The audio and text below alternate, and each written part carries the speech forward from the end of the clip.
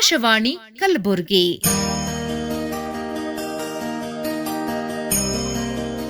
ಮಾತೆ ಕಥೆ ಜೀವನ ಸಂಪುಟದ ಯಾನ.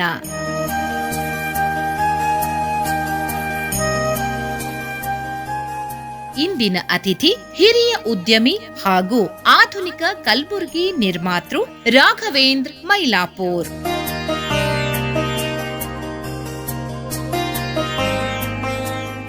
ಮಾತಿನ ಮಂಟಪದಲ್ಲಿ ಜೊತೆಯಾಗುವವರು ಡಾಕ್ಟರ್ ಸದಾನಂದ್ ಪೆರ್ಲಾ. ಆತ್ಮೀಯ ಕೇಳುಗರಿಗೆಲ್ಲ ನಮಸ್ಕಾರ. ಮಾತೆ ಕಥೆ ಈ ಕಾರ್ಯಕ್ರಮಕ್ಕೆ ತಮಗೆಲ್ಲ ಸ್ವಾಗತ. ಕೇಳುಗರು, ಒಂದು ಭಾಗದ ಅಭಿವೃದ್ಧಿ ಕೇವಲ ಸರ್ಕಾರದಿಂದ, ಆಡಳಿತದಿಂದ ಮಾತ್ರ ಆಗೋದಿಲ್ಲ.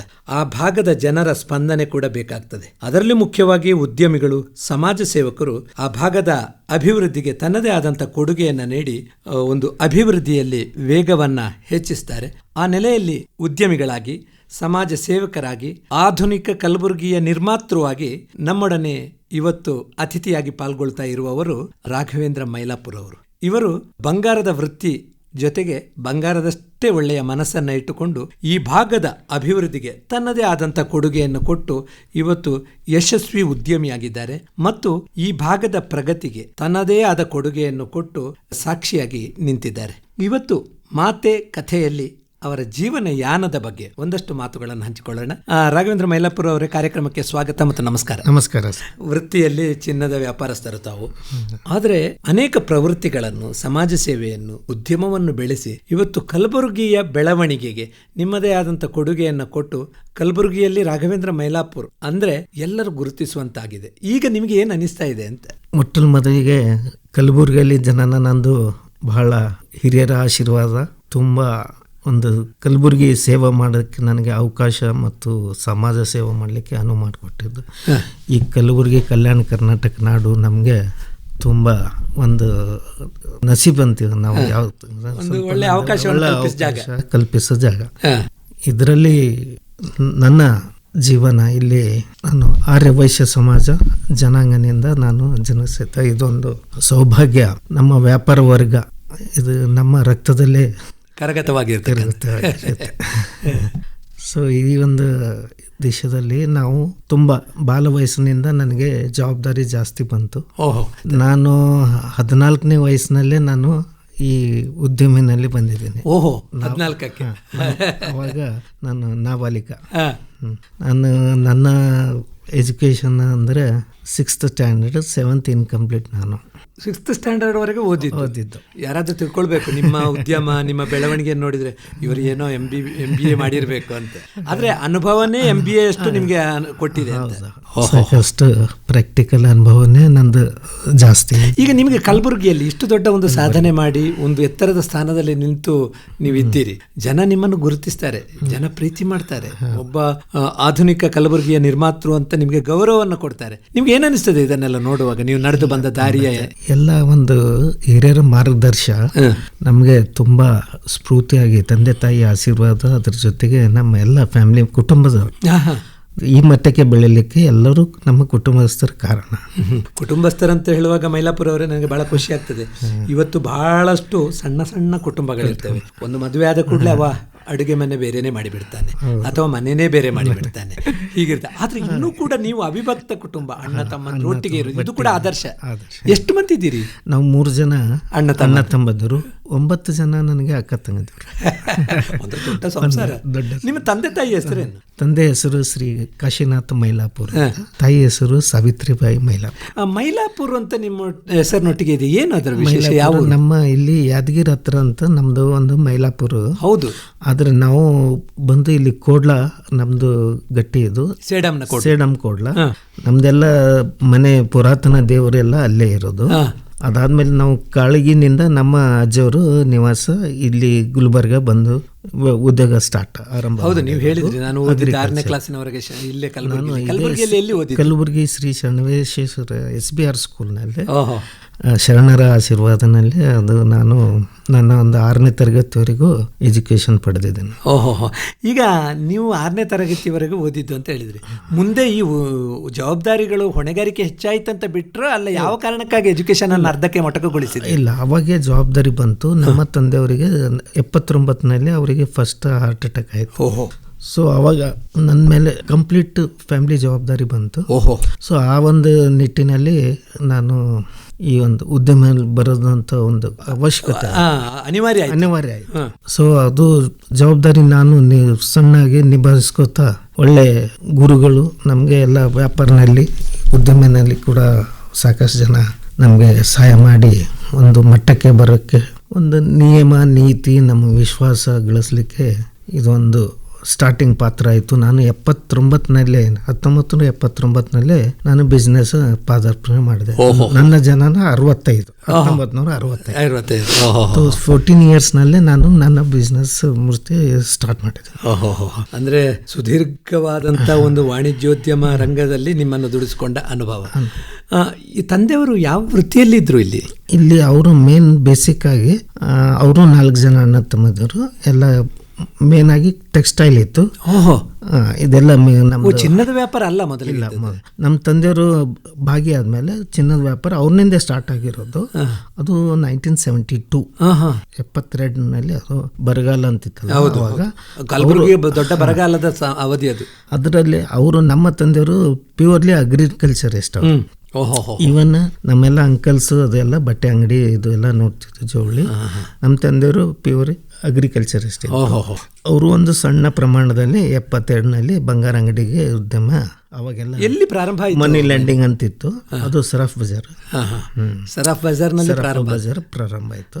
ಅಲ್ಲಿಂದ ಒಂದು ನಮ್ಮ ಹಂತ ಸ್ಟಾರ್ಟ್ ಆಯ್ತು. ನಿಜವಾಗಿ ಸರಾಫ್ ಬಜಾರ್ನಲ್ಲಿ ಆರಂಭಗೊಂಡಂತ ನಿಮ್ಮ ಉದ್ಯಮ ಇವತ್ತು ಬಹಳ ದೊಡ್ಡ ಪ್ರಮಾಣದಲ್ಲಿ ಮಹಾಲಕ್ಷ್ಮಿ ಗ್ರೂಪ್ ಅನ್ನುವ ಒಂದು ಸಂಸ್ಥೆ. ಅದು ಬಂದು ಮಹಾಲಕ್ಷ್ಮಿ ಗ್ರೂಪ್ ಹೆಸರು ಬಂದು 85ರಲ್ಲಿ ಬಂತು ಸ್ಟಾರ್ಟ್.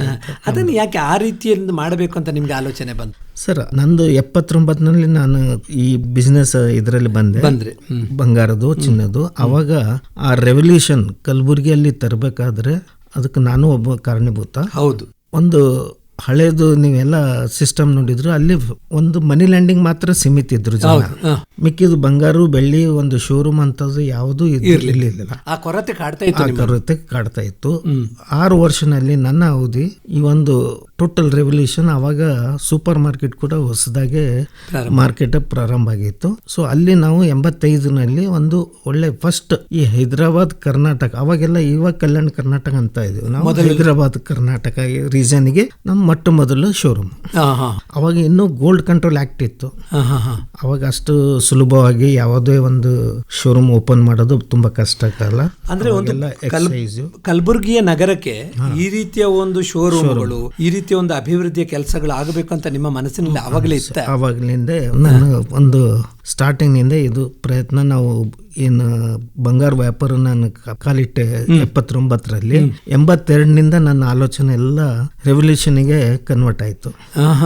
ಒಂದು ಕ್ರಾಂತಿಕಾರಿ ಬದಲಾವಣೆಯನ್ನು ಮಾಡಬೇಕು ಈ ಭಾಗದಲ್ಲಿ ನಾವು ಇದ್ದುಕೊಂಡು. ಫಸ್ಟ್ ನಾವು ಸರಾಫ್ ಬಜಾರ್ನಲ್ಲಿ ಅದಕ್ಕೆ 82, 83ನಲ್ಲಿ ಸ್ವಲ್ಪ 50% ರೆವಲ್ಯೂಷನ್ ನಾವು ಶೋರೂಮ್ ಮುಖಾಂತರ ತಂದಿದ್ವಿ. ಎಲ್ಲ ಅಂಗಡಿದಾರ ಅಲ್ಮರಿಗೆ ನಾವು ಶೋರೂಮ್ ಅಂತ ಮಾಡಿ ಅದಕ್ಕೆ ಒಂದು ಕ್ರಿಯೇಷನ್ ಮಾಡಿದ್ವಿ.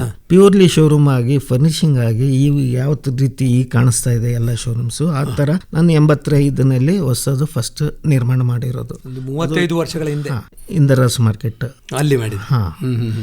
ಅದೊಂದು ಅತ್ಯಾಧುನಿಕವಾಗಿರ್ತಕ್ಕಂಥ ಒಂದು ನೋಡುವ ಹಾಗೆ ಮಾಡಿದಂಥದ್ದು, ಜನರ ಆಕರ್ಷಣೆಗೂ ಪಾತ್ರ ಆಯ್ತು. ಮೈಲಾಪುರ ಅವರ ಅಂಗಡಿ ಅಥವಾ ಆ ಜ್ಯುವೆಲ್ಲರಿ ಶಾಪ್ ಅಂದ್ರೆ ಒಂದು ರೀತಿ ಅಟ್ರಾಕ್ಷನ್.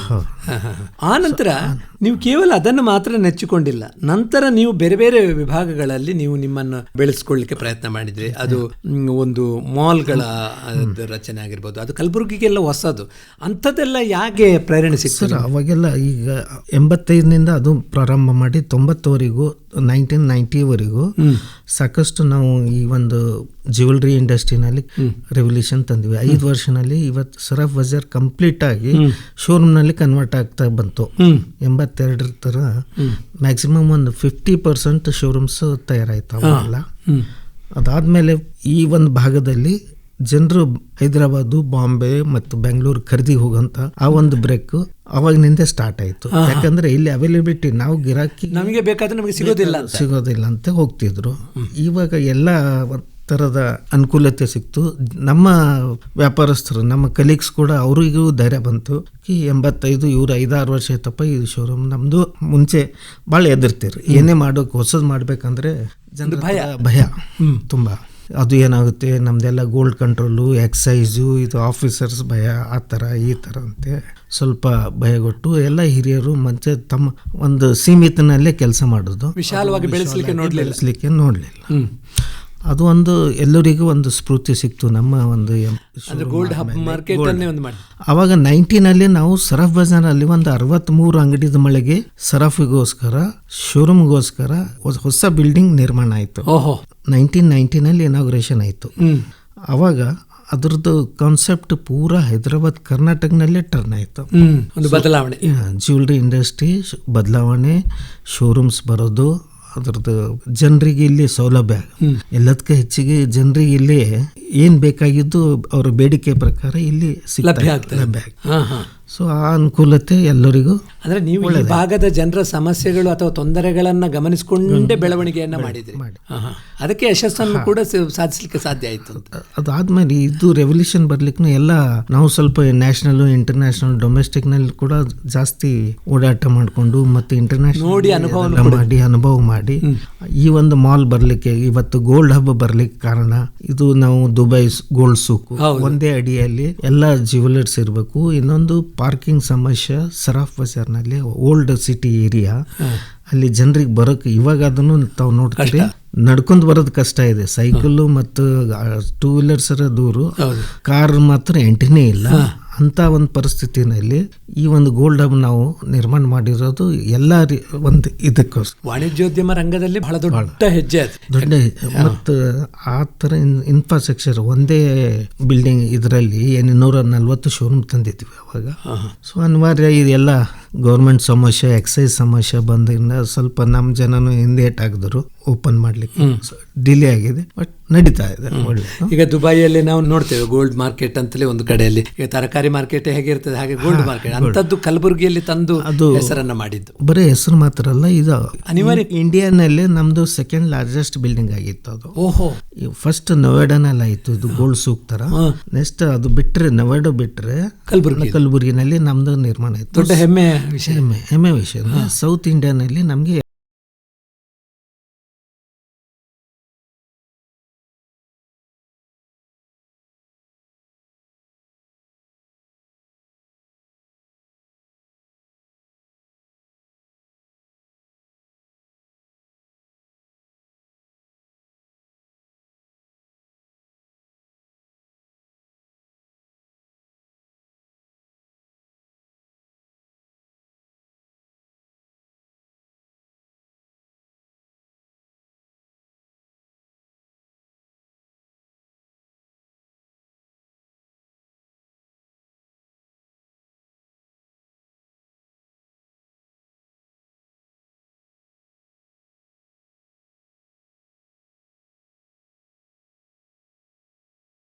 ಪ್ರೇರಣೆ ಏನಿಲ್ಲ. ನನ್ನ ಎಕ್ಸ್ಪೀರಿಯನ್ಸು, ನನ್ನ ಓಡಾಟ ಮತ್ತೆ ಈ ಒಂದು ನಂದು ಬಹಳ ಹಾಬಿ ಅಂತಂದ್ರೆ ಏನಾದರೂ ಗುಲ್ಬರ್ಗಕ್ಕೆ ಹೊಸದು ತರಬೇಕು. ಯಾವುದೇ ನಿಟ್ಟಿನಲ್ಲಿ ನೀವು ನನ್ನ ಪ್ರಾಡಕ್ಟ್ ನೋಡಿ ಆ ನಿಟ್ಟಿನಲ್ಲಿ ನಂದು ಯಾವಾಗೂ ಹೊಸದೇ ಇರೋದು. ಅಂದ್ರೆ ಹೊಸತನದಲ್ಲಿ ಒಂದು ಕ್ರಾಂತಿ ಅದು ಸ್ವಲ್ಪ ಸ್ಟ್ರಗಲ್ ಮಾಡೋದು ನನ್ನ ಒಂದು ಹ್ಯಾಬಿಟ್ ಇದೆ. ಯಾವುದೇ ಒಂದು ಕಾಪಿ ರೈಟ್ಸ್ ಮಾಡೋದು ನನಗೆ ಹಾಬಿ ಇಲ್ಲ. ನನಗೆ ನನ್ನದೇ ಆದಂಥ ಒಂದು ಹೊಸದು ಕ್ರಿಯೇಷನ್, ಒಂದು ಕೊಡುಗೆ ಕಲಬುರಗಿನಲ್ಲಿ ಕೊಡ್ತಾನೆ ಬಂದಿದ್ದೀನಿ. ಎಲ್ಲ ರೀ ಯಾವ್ದು ಒಂದು ಈ ಉದ್ಯಮನಲ್ಲಿ ನಾನು ಎಂಟ್ರಿ ಆದರೆ ಅದಕ್ಕೆ ಒಂದು ತಳಮಟ್ಟಕ್ಕೆ ಹೋಗಿ ಅದಕ್ಕೆ ಸ್ಟಡಿ ಮಾಡಿ ನಮ್ಮ ಜನರಿಗೆ ಏನು ಬೇಕು, ನಾವು ಎಲ್ಲಿವರೆಗೂ ನಾವು ನಮ್ಮ ಜನರಿಗೆ ಸ್ಯಾಟಿಸ್ಫೈ ಮಾಡಬೇಕು. ಆ ಹಿನ್ನೆಲೆ ಒಳಗೆ ಇದನ್ನು ಬೆಳೆಸ್ಕೊತ ಹೋಗಿದ್ದೀವಿ. ಹೌದು, ಇವತ್ತು ಇಲ್ಲಿನ ಕೊರತೆ ಏನು ಅದೆಲ್ಲ ನಾವು ಫುಲ್ಫಿಲ್ ಮಾಡೋಂಥ ಒಂದು ಇನ್ಫ್ರಾಸ್ಟ್ರಕ್ಚರಿಗೆ ಇವಾಗ ನಾವು ಹೇಳ್ಬೋದು. ಮೈಲಾಪುರ ಅವರ ಒಂದು ಮಾತು ಇದೆ, ಕಲಬುರಗಿ ಅಂದಾಗ ದೂರದಲ್ಲಿ ನಿಂತು ನೋಡುವವರಿಗೆ ಬಹಳ ಹಿಂದುಳಿದಿದೆ, ಅಲ್ಲಿ ಏನು ಇಲ್ಲ ಅಂತ. ಇವತ್ತು ಎಲ್ಲವೂ ಲಭ್ಯ ಇದೆ. ಅದಕ್ಕೆ ಅನುಕೂಲಕವಾಗಿ ವಿಮಾನ ನಿಲ್ದಾಣವು ಇಲ್ಲಿ ಆಗುವುದರಿಂದ ಅಥವಾ ಎಲ್ಲ ಫೆಸಿಲಿಟೀಸ್ಗಳು, ರಸ್ತೆಗಳ ಸುಧಾರಣೆ, ರೈಲ್ವೆ ನಿಲ್ದಾಣಗಳ ಸುಧಾರಣೆ, ಬೇರೆ ಬೇರೆ ಕಡೆಗಳಲ್ಲಿ ಸಂಪರ್ಕ ವ್ಯವಸ್ಥೆ ಇದೆಲ್ಲ ಇರುವಾಗ ಈ ರೀತಿಯ ಒಂದು ಕಲಬುರಗಿಗೆ ಬಂದ ಒಬ್ಬ ಪ್ರವಾಸಿಗನಿಗೆ ಏನಾದರೂ ನೋಡ್ಲಿಕ್ಕೆ ಬೇಕು ಅಂತ ಹೇಳುವುದನ್ನ ನೀವು ಫುಲ್ಫಿಲ್ ಮಾಡಿದ್ರಿ? ಅದನ್ನು ಮಾಡಿದ್ವಿ. ಫಸ್ಟ್ ನಿಮ್ಗೆ ಒಂದು ವಿಮಾನ ನಿಲ್ದಾಣ ಪಾಯಿಂಟಿಗೆ ಬರ್ತೀನಿ. ಫಸ್ಟಿಗೆ ಅಲ್ಲಿ ಅವಾಗ ನಾನು ಒಂದು ಸದಸ್ಯತೆ ಇದ್ದೆ. ಅದರಲ್ಲಿ ಡಾಕ್ಟರ್ ವಿಶಾಲ್ ಡೆಪ್ಟಿ ಕಮಿಷನರ್ ಅವರು ಇದ್ರು. ಅವಾಗ ಈ ಒಂದು ವಿಮಾನ ಏರ್ಪೋರ್ಟ್ ಸೇಡಂ ರೋಡಿಗೆ ತಂದ್ರು. ಹೌದು, ಮುಂಚೆ ಅಫ್ಜಲ್ಪುರ್ ರೋಡ್ ನಲ್ಲಿ ಇತ್ತು. ಅದಾದ್ಮೇಲೆ ನಿರ್ಮಾಣ ಇದು ಅಂತ ತುಂಬಾ ಭಯ ಆಗ್ತಾ ಇದ್ರು ಅವರು. ಇಲ್ಲ, ನಮ್ಮ ಪ್ಯಾಸೆಂಜರ್ ಸಿಗಲ್ಲ, ನಮ್ಗೆ ಇದು ಆಗಲ್ಲ. ಅವರು ಒಂದು ಹಂತಕ್ಕೆ ಸ್ಟಾರ್ಟ್ ಆಯ್ತು, ಇದು ಆಯ್ತು, ಏರ್ ಸ್ಟ್ರಿಪ್ ಆಯ್ತು. ಯಾಕೆಂದ್ರೆ ಜನ ಸಿಗಲ್ಲ, ಇಲ್ಲಿ ಮಾಡಿದ್ರೆ ಏನು ಪ್ರಯೋಜನ. ಸೊ 10 ಸೀಟರ್ದು 8 ಸೀಟರ್ದು ಅವರು ವಿಚಾರ ಮಾಡ್ತಾ ಇದ್ರು. ಸರ್, 10 ಸೀಟರ್ 8 ಸೀಟರ್ ಆದ್ರೆ ಮತ್ತೆ ದುಬಾರಿ ಆಗುತ್ತೆ, ನಮ್ಮ ಕಲಬುರಗಿ ಜನಕ್ಕೆ ಅದು ಭಾರ ಆಗುತ್ತೆ. ಯಾಕಂದ್ರೆ ಅದು ನಿಮ್ಗೆ 20,000 25,000 ಟಿಕೆಟ್ ಕೆಳಗಡೆ ಆಗೋದಿಲ್ಲ. ನೀವು ಮಿನಿಮಮ್ ಆಗಿ ATR ಸ್ಟಾರ್ಟ್ ಮಾಡಬೇಕು. ತುಂಬಾ ಅವರಿಗೆ ಇಷ್ಟು ಒಂದು ಜವಾಬ್ದಾರಿನಿಂದ ಹೇಳ್ತೀವಿ ನಾವು, ನೀವು ನಮಗೆ ರೆಸ್ಪಾನ್ಸಿಬಲ್ ಕೊಡಿ ಟಿಕೆಟ್ಗೆ, ನಿಮ್ಮ ಬುಕ್ಕಿಂಗಿಗೆ. ನೀವು ಅದರದ್ದು ಯಾರಿಗೆ ಇದು ಬೇಡ, ಅವ್ರದ್ದೇನು ಯಾವ ರೀತಿ ಅವರು ಅಸೆಸ್ಮೆಂಟ್ ಮಾಡ್ತಾ ಇದ್ದಾರೆ ಗೊತ್ತಿಲ್ಲ. ಆದರೆ ಕಲಬುರಗಿಯಲ್ಲಿ ಮನೆಗೊಬ್ರು NRIs ಇದ್ದಾರೆ. ಕಂಪ್ಲೀಟ್ ಡೊಮೆಸ್ಟಿಕ್ ನಲ್ಲಿ ಯಾವುದೂ ತೊಂದರೆ ಇಲ್ದಂಗೆ ನಮ್ದು ಏರ್ಪೋರ್ಟ್ ರನ್ ಆಗುತ್ತೆ. ಅದು ಭರವಸೆ. ನಾವು ಚೇಂಬರ್ ಆಫ್ ಕಾಮರ್ಸ್ ನಲ್ಲಿ ಅವಾಗ ಉಪಾಧ್ಯಕ್ಷ ಇದ್ದೆ. ನೀವು ಚೇಂಬರ್ ಆಫ್ ಕಾಮರ್ಸ್ ಉಪಾಧ್ಯಕ್ಷ ಇದ್ದಾಗ ಇದು ಮಾಡಿದ್ದೆ. ಸೊ ಆ ಒಂದು ನಿಟ್ಟಿನಲ್ಲಿ ಅವರು ವಿಶಾಲ್ ಅವರು 2-3 ಸರ್ತಿ ಬಹಳ ಒಂದು ನಮ್ಮ ಕಾನ್ಸೆಪ್ಟು ನಾವು ಒಂದು ಹೇಳೋದಂತ ಒಂದು ಅವರಿಗೆ ಸಲಹೆ ವಿಶ್ವಾಸನೂ ಹುಟ್ಟಿತ್ತು. ಸೊ ಅವರು ಪದೇ ಪದೇ ನಮ್ಮ ಆ ಒಂದು ಏರ್ಪೋರ್ಟ್ ಮೀಟಿಂಗ್ ಇದ್ದಾಗ ಮಾತ್ರ ನಮಗೆ ನೆನೆಸ್ಕೊಂಡು ಕರೆದು ಯಾವುದೇ ಒಂದು ಸರಳೀಕರಣಕ್ಕೆ ಅವರಿಗಿನ್ನೂ ಅನುಕೂಲ ಆಯಿತು. ನಾವು ಅನುವು ಮಾಡಿಕೊಟ್ಟಿದ್ವಿ. ಸೊ ತುಂಬ ಇವತ್ತು ನಾವು ಏರ್ಪೋರ್ಟ್ಗೆ ಧೈರ್ಯವಾಗಿ ನಾವು ಈಗ ಅವ್ರ ಹತ್ರ ಫ್ಲೈಟ್ ಇಲ್ಲ, ಬುಕ್ಕಿಂಗ್ ಜಾಸ್ತಿ ಇದೆ, ಬಟ್ ಫ್ಲೈಟ್ಸೇ ಇಲ್ಲ. ಆ ತರ ಒಂದು ಪರಿಸ್ಥಿತಿ ಇದೆ. ಅಂದ್ರೆ ಒಳ್ಳೆಯ ಆದಾಯ ತಂದು ಕೊಡುವಂತ ವಿಮಾನ ನಿಲ್ದಾಣ ಅಂತ ಈಗ ಹೆಸರು ಪಡೆದಿದೆ. ಅಂದ್ರೆ ಉದ್ಯಮಿಗಳ ಪೂರ್ಣ ಸಹಕಾರ ಇದ್ರೆ ಇಂಥದ್ದೆಲ್ಲ ಯಶಸ್ವಿ ಆಗ್ತದೆ. ಬಟ್ ನೀವು ಉಪಾಧ್ಯಕ್ಷನಾಗಿದ್ದುಕೊಂಡು ಈ ರೀತಿಯ ಒಳ್ಳೆಯ ಒಂದು ವಾತಾವರಣ ಕ್ರಿಯೇಟ್ ಮಾಡಿದ್ರಿ ಅಂತ ಅಲ್ವಾ? ಈಗ ಈ ರೀತಿಯ ಅಭಿವೃದ್ಧಿಯ ಒಂದೊಂದು ಪಥವನ್ನ ಹಿಡಿದಾಗ ನೀವು ಬೇರೆ ಬೇರೆ ಆಯಾಮಗಳಲ್ಲಿ ನಿಮ್ಮನ್ನು ತೆರೆದುಕೊಂಡ್ರಿ. ಒಂದು ಜ್ಯುವೆಲರಿ ಶಾಪ್ಗಳನ್ನ ಒಂದು ಕ್ಲಸ್ಟರ್ ಅನ್ನ ತರೋದು ಒಂದು ಕಡೆ ಆದ್ರೆ, ಆಮೇಲೆ ರಿಯಲ್ ಎಸ್ಟೇಟ್ ಆಗಿರ್ಬೋದು, ಮತ್ತೆ ಹೋಟೆಲ್ ಉದ್ಯಮ ಆಗಿರ್ಬೋದು, shopping centres. Next real estate ನಲ್ಲಿ ಬರ್ತೀನಿ ನಾನು. ರಿಯಲ್ ಎಸ್ಟೇಟ್ ಅಂದ್ರೆ ತುಂಬ ಇಲ್ಲಿ ಇನ್ಫ್ರಾಸ್ಟ್ರಕ್ಚರ್ ಸಾಕಷ್ಟು ಅಭಿವೃದ್ಧಿಗೆ ನಾವು ಒಂದು ಕಾರಣ. ಈ ಮೇನ್ ರೋಡಿಗೆ ನಾವು ತಲೆ ಎತ್ತಿ ನಾವು ನಡೆಯುವಂಥ ಒಂದು ಇನ್ಫ್ರಾಸ್ಟ್ರಕ್ಚರು ಕಲಬುರಗಿ ಡೆವಲಪ್ಮೆಂಟ್ಗೆ ಇವತ್ತು ಆರ್ಚಿಡ್ ಮಾಲು, ಗೋಲ್ಡ್ ಹಬ್ ನಾವು ಕೊಟ್ಟಿದ್ದೀವಿ ಕೊಡುಗೆ. ಆ ಒಂದು ಬಹಳಷ್ಟು ಸಾಕಷ್ಟು ಅದರ ಹಿನ್ನೆಲೆನೂ ಒಂದು ಕೆಲವೊಂದು ಜಾಸ್ತಿ. ಇವಾಗ ಒಳ್ಳೆ ಮದುವೆ ಬರುತ್ತೆ. ಕೆಲವೊಂದು ಎಲ್ಲ ರಿಲೇಷನ್ಸ್ ಈಗ ನೆಂಟಸ್ಥಾನ ಮಾಡ್ಲಿಕ್ಕೆ ಜನರು ಗುಲ್ಬರ್ಗ ಕೊಡ್ಲಿಕ್ಕೆ ಹೆದರ್ತಿದ್ರು. ಹೌದು, ಈ ಒಂದು ಏನದಪ್ಪ ನಿಮ್ ಗುಲ್ಬರ್ಗದಲ್ಲಿ ಅಂತ ಕೇಳ್ತಾ ಇದ್ರು. ಇವತ್ತು IT BT ಇಲ್ಲೆಲ್ಲ ಡಾಕ್ಟರ್ಸು, ಇಂಜಿನಿಯರ್ಸು, ಎಜುಕೇಶನ್ ಹಬ್ ಇಷ್ಟೊಂದು ಇಲ್ಲಿ ಕಲ್ತು ಹೋದರೂ ಕೂಡ ಅವರು ನಮಗೆ ಲೈಫ್ ಸ್ಟೈಲಿಗೆ ಯಾವುದೂ ಇಲ್ಲಿ ಅಂತ ಒಂದು ಇದಿಲ್ಲ, ಇನ್ಫ್ರಾಸ್ಟ್ರಕ್ಚರ್ ಇಲ್ಲ ಕಲಬುರಗಿಯಲ್ಲಿ. ಇವತ್ತು ಒಂದು ಒಳ್ಳೆಯ ಮನೆತನ ಒಂದು ಹೆಣ್ಮಗು ಇಲ್ಲಿ ಕಲಬುರಗಿಗೆ ಅವ್ರಿಗೆ ಕೊಡಬೇಕು ಅಂತಂದ್ರೆ, ವರ ಕೊಡಬೇಕು ಅಥವಾ ಹುಡುಗಿ ಇಲ್ಲಿ ಕೊಡಬೇಕು, ಇಲ್ಲಿ ಇದು ತಗೊಳ್ಬೇಕಂದ್ರೆ ಸಾಕಷ್ಟು ವಿಚಾರ. ನಿಮ್ಮಲ್ಲಿ ಏನು ಇನ್ಫ್ರಾಸ್ಟ್ರಕ್ಚರ್ ಇಲ್ಲ, ನಮ್ಮ ಮಕ್ಕಳು ನೆಮ್ಮದಿಯಾಗಿರಲ್ಲ ಅಂತ ಈ ಒಂದು ಕೂಡ ಅದು ಕೊರತೆ ಬಹಳ ಇತ್ತು. ಸೊ ಆ ಒಂದು ಫಿಲ್ ಅದು ಒಂದೇ ಅಂತಿಲ್ಲ, ಇದು ಜಸ್ಟ್ ಎಕ್ಸಾಂಪಲ್. ಈ ರೀತಿಯ ಕೊರತೆಗಳೆಲ್ಲ ಇದ್ದು ಅಲ್ಲಿ ಇವಾಗ ಕಲಬುರಗಿಯಲ್ಲಿ ಮಲ್ಟಿಪ್ಲೆಕ್ಸ್ ಬರೋದ್ ಕಾರಣ, ಶಾಪಿಂಗ್ ಮಾಲು ಮತ್ತು ಒಂದಿದು ನೀವು ಬೆಂಗಳೂರು, ಬಾಂಬೆ ಮತ್ತು ಇವತ್ತು ಹೈದರಾಬಾದ್ ಅಂತ ಸಿಟಿನಲ್ಲಿ ಏನು ನಿಮಗೆ ಜನಜೀವನ ಏನು ಬೇಕಾಗಿದ್ದು ಆ ಇನ್ಫ್ರಾಸ್ಟ್ರಕ್ಚರ್ ಇವತ್ತು ಕಲಬುರಗಿಯಲ್ಲಿ ಲಭ್ಯ ಇದೆ.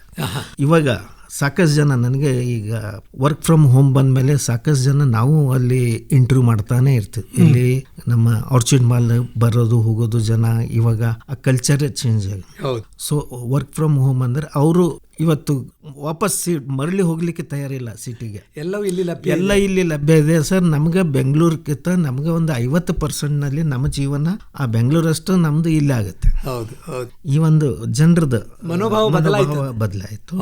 ಮತ್ತೆ ಅಲ್ಲಿ ಏನೋ ಅವರಿಗೆ ಸೌಲಭ್ಯ ಎಲ್ಲ ಲಭ್ಯ ಇತ್ತು. ಆ ಎಂಟರ್ಟೈನ್ಮೆಂಟು ಇವತ್ತು ಎಲ್ಲ ಶಾಪಿಂಗ್ ಎಕ್ಸ್ಪೀರಿಯನ್ಸ್ ಆಗಲಿ, ಎಂಟರ್ಟೈನ್ಮೆಂಟ್ ಆಗಲಿ, ಮತ್ತು ಯಾವುದೇ ಒಂದು ಸ್ಪೋರ್ಟ್ಸ್ ಇದು ಆಗಲಿ, ಎಲ್ಲ ಒಂದು ಅವರಿಗೆ ಒಂದು ಕಲಬುರಗಿಯಲ್ಲಿ ಸಿಗ್ತಾ ಇದೆ.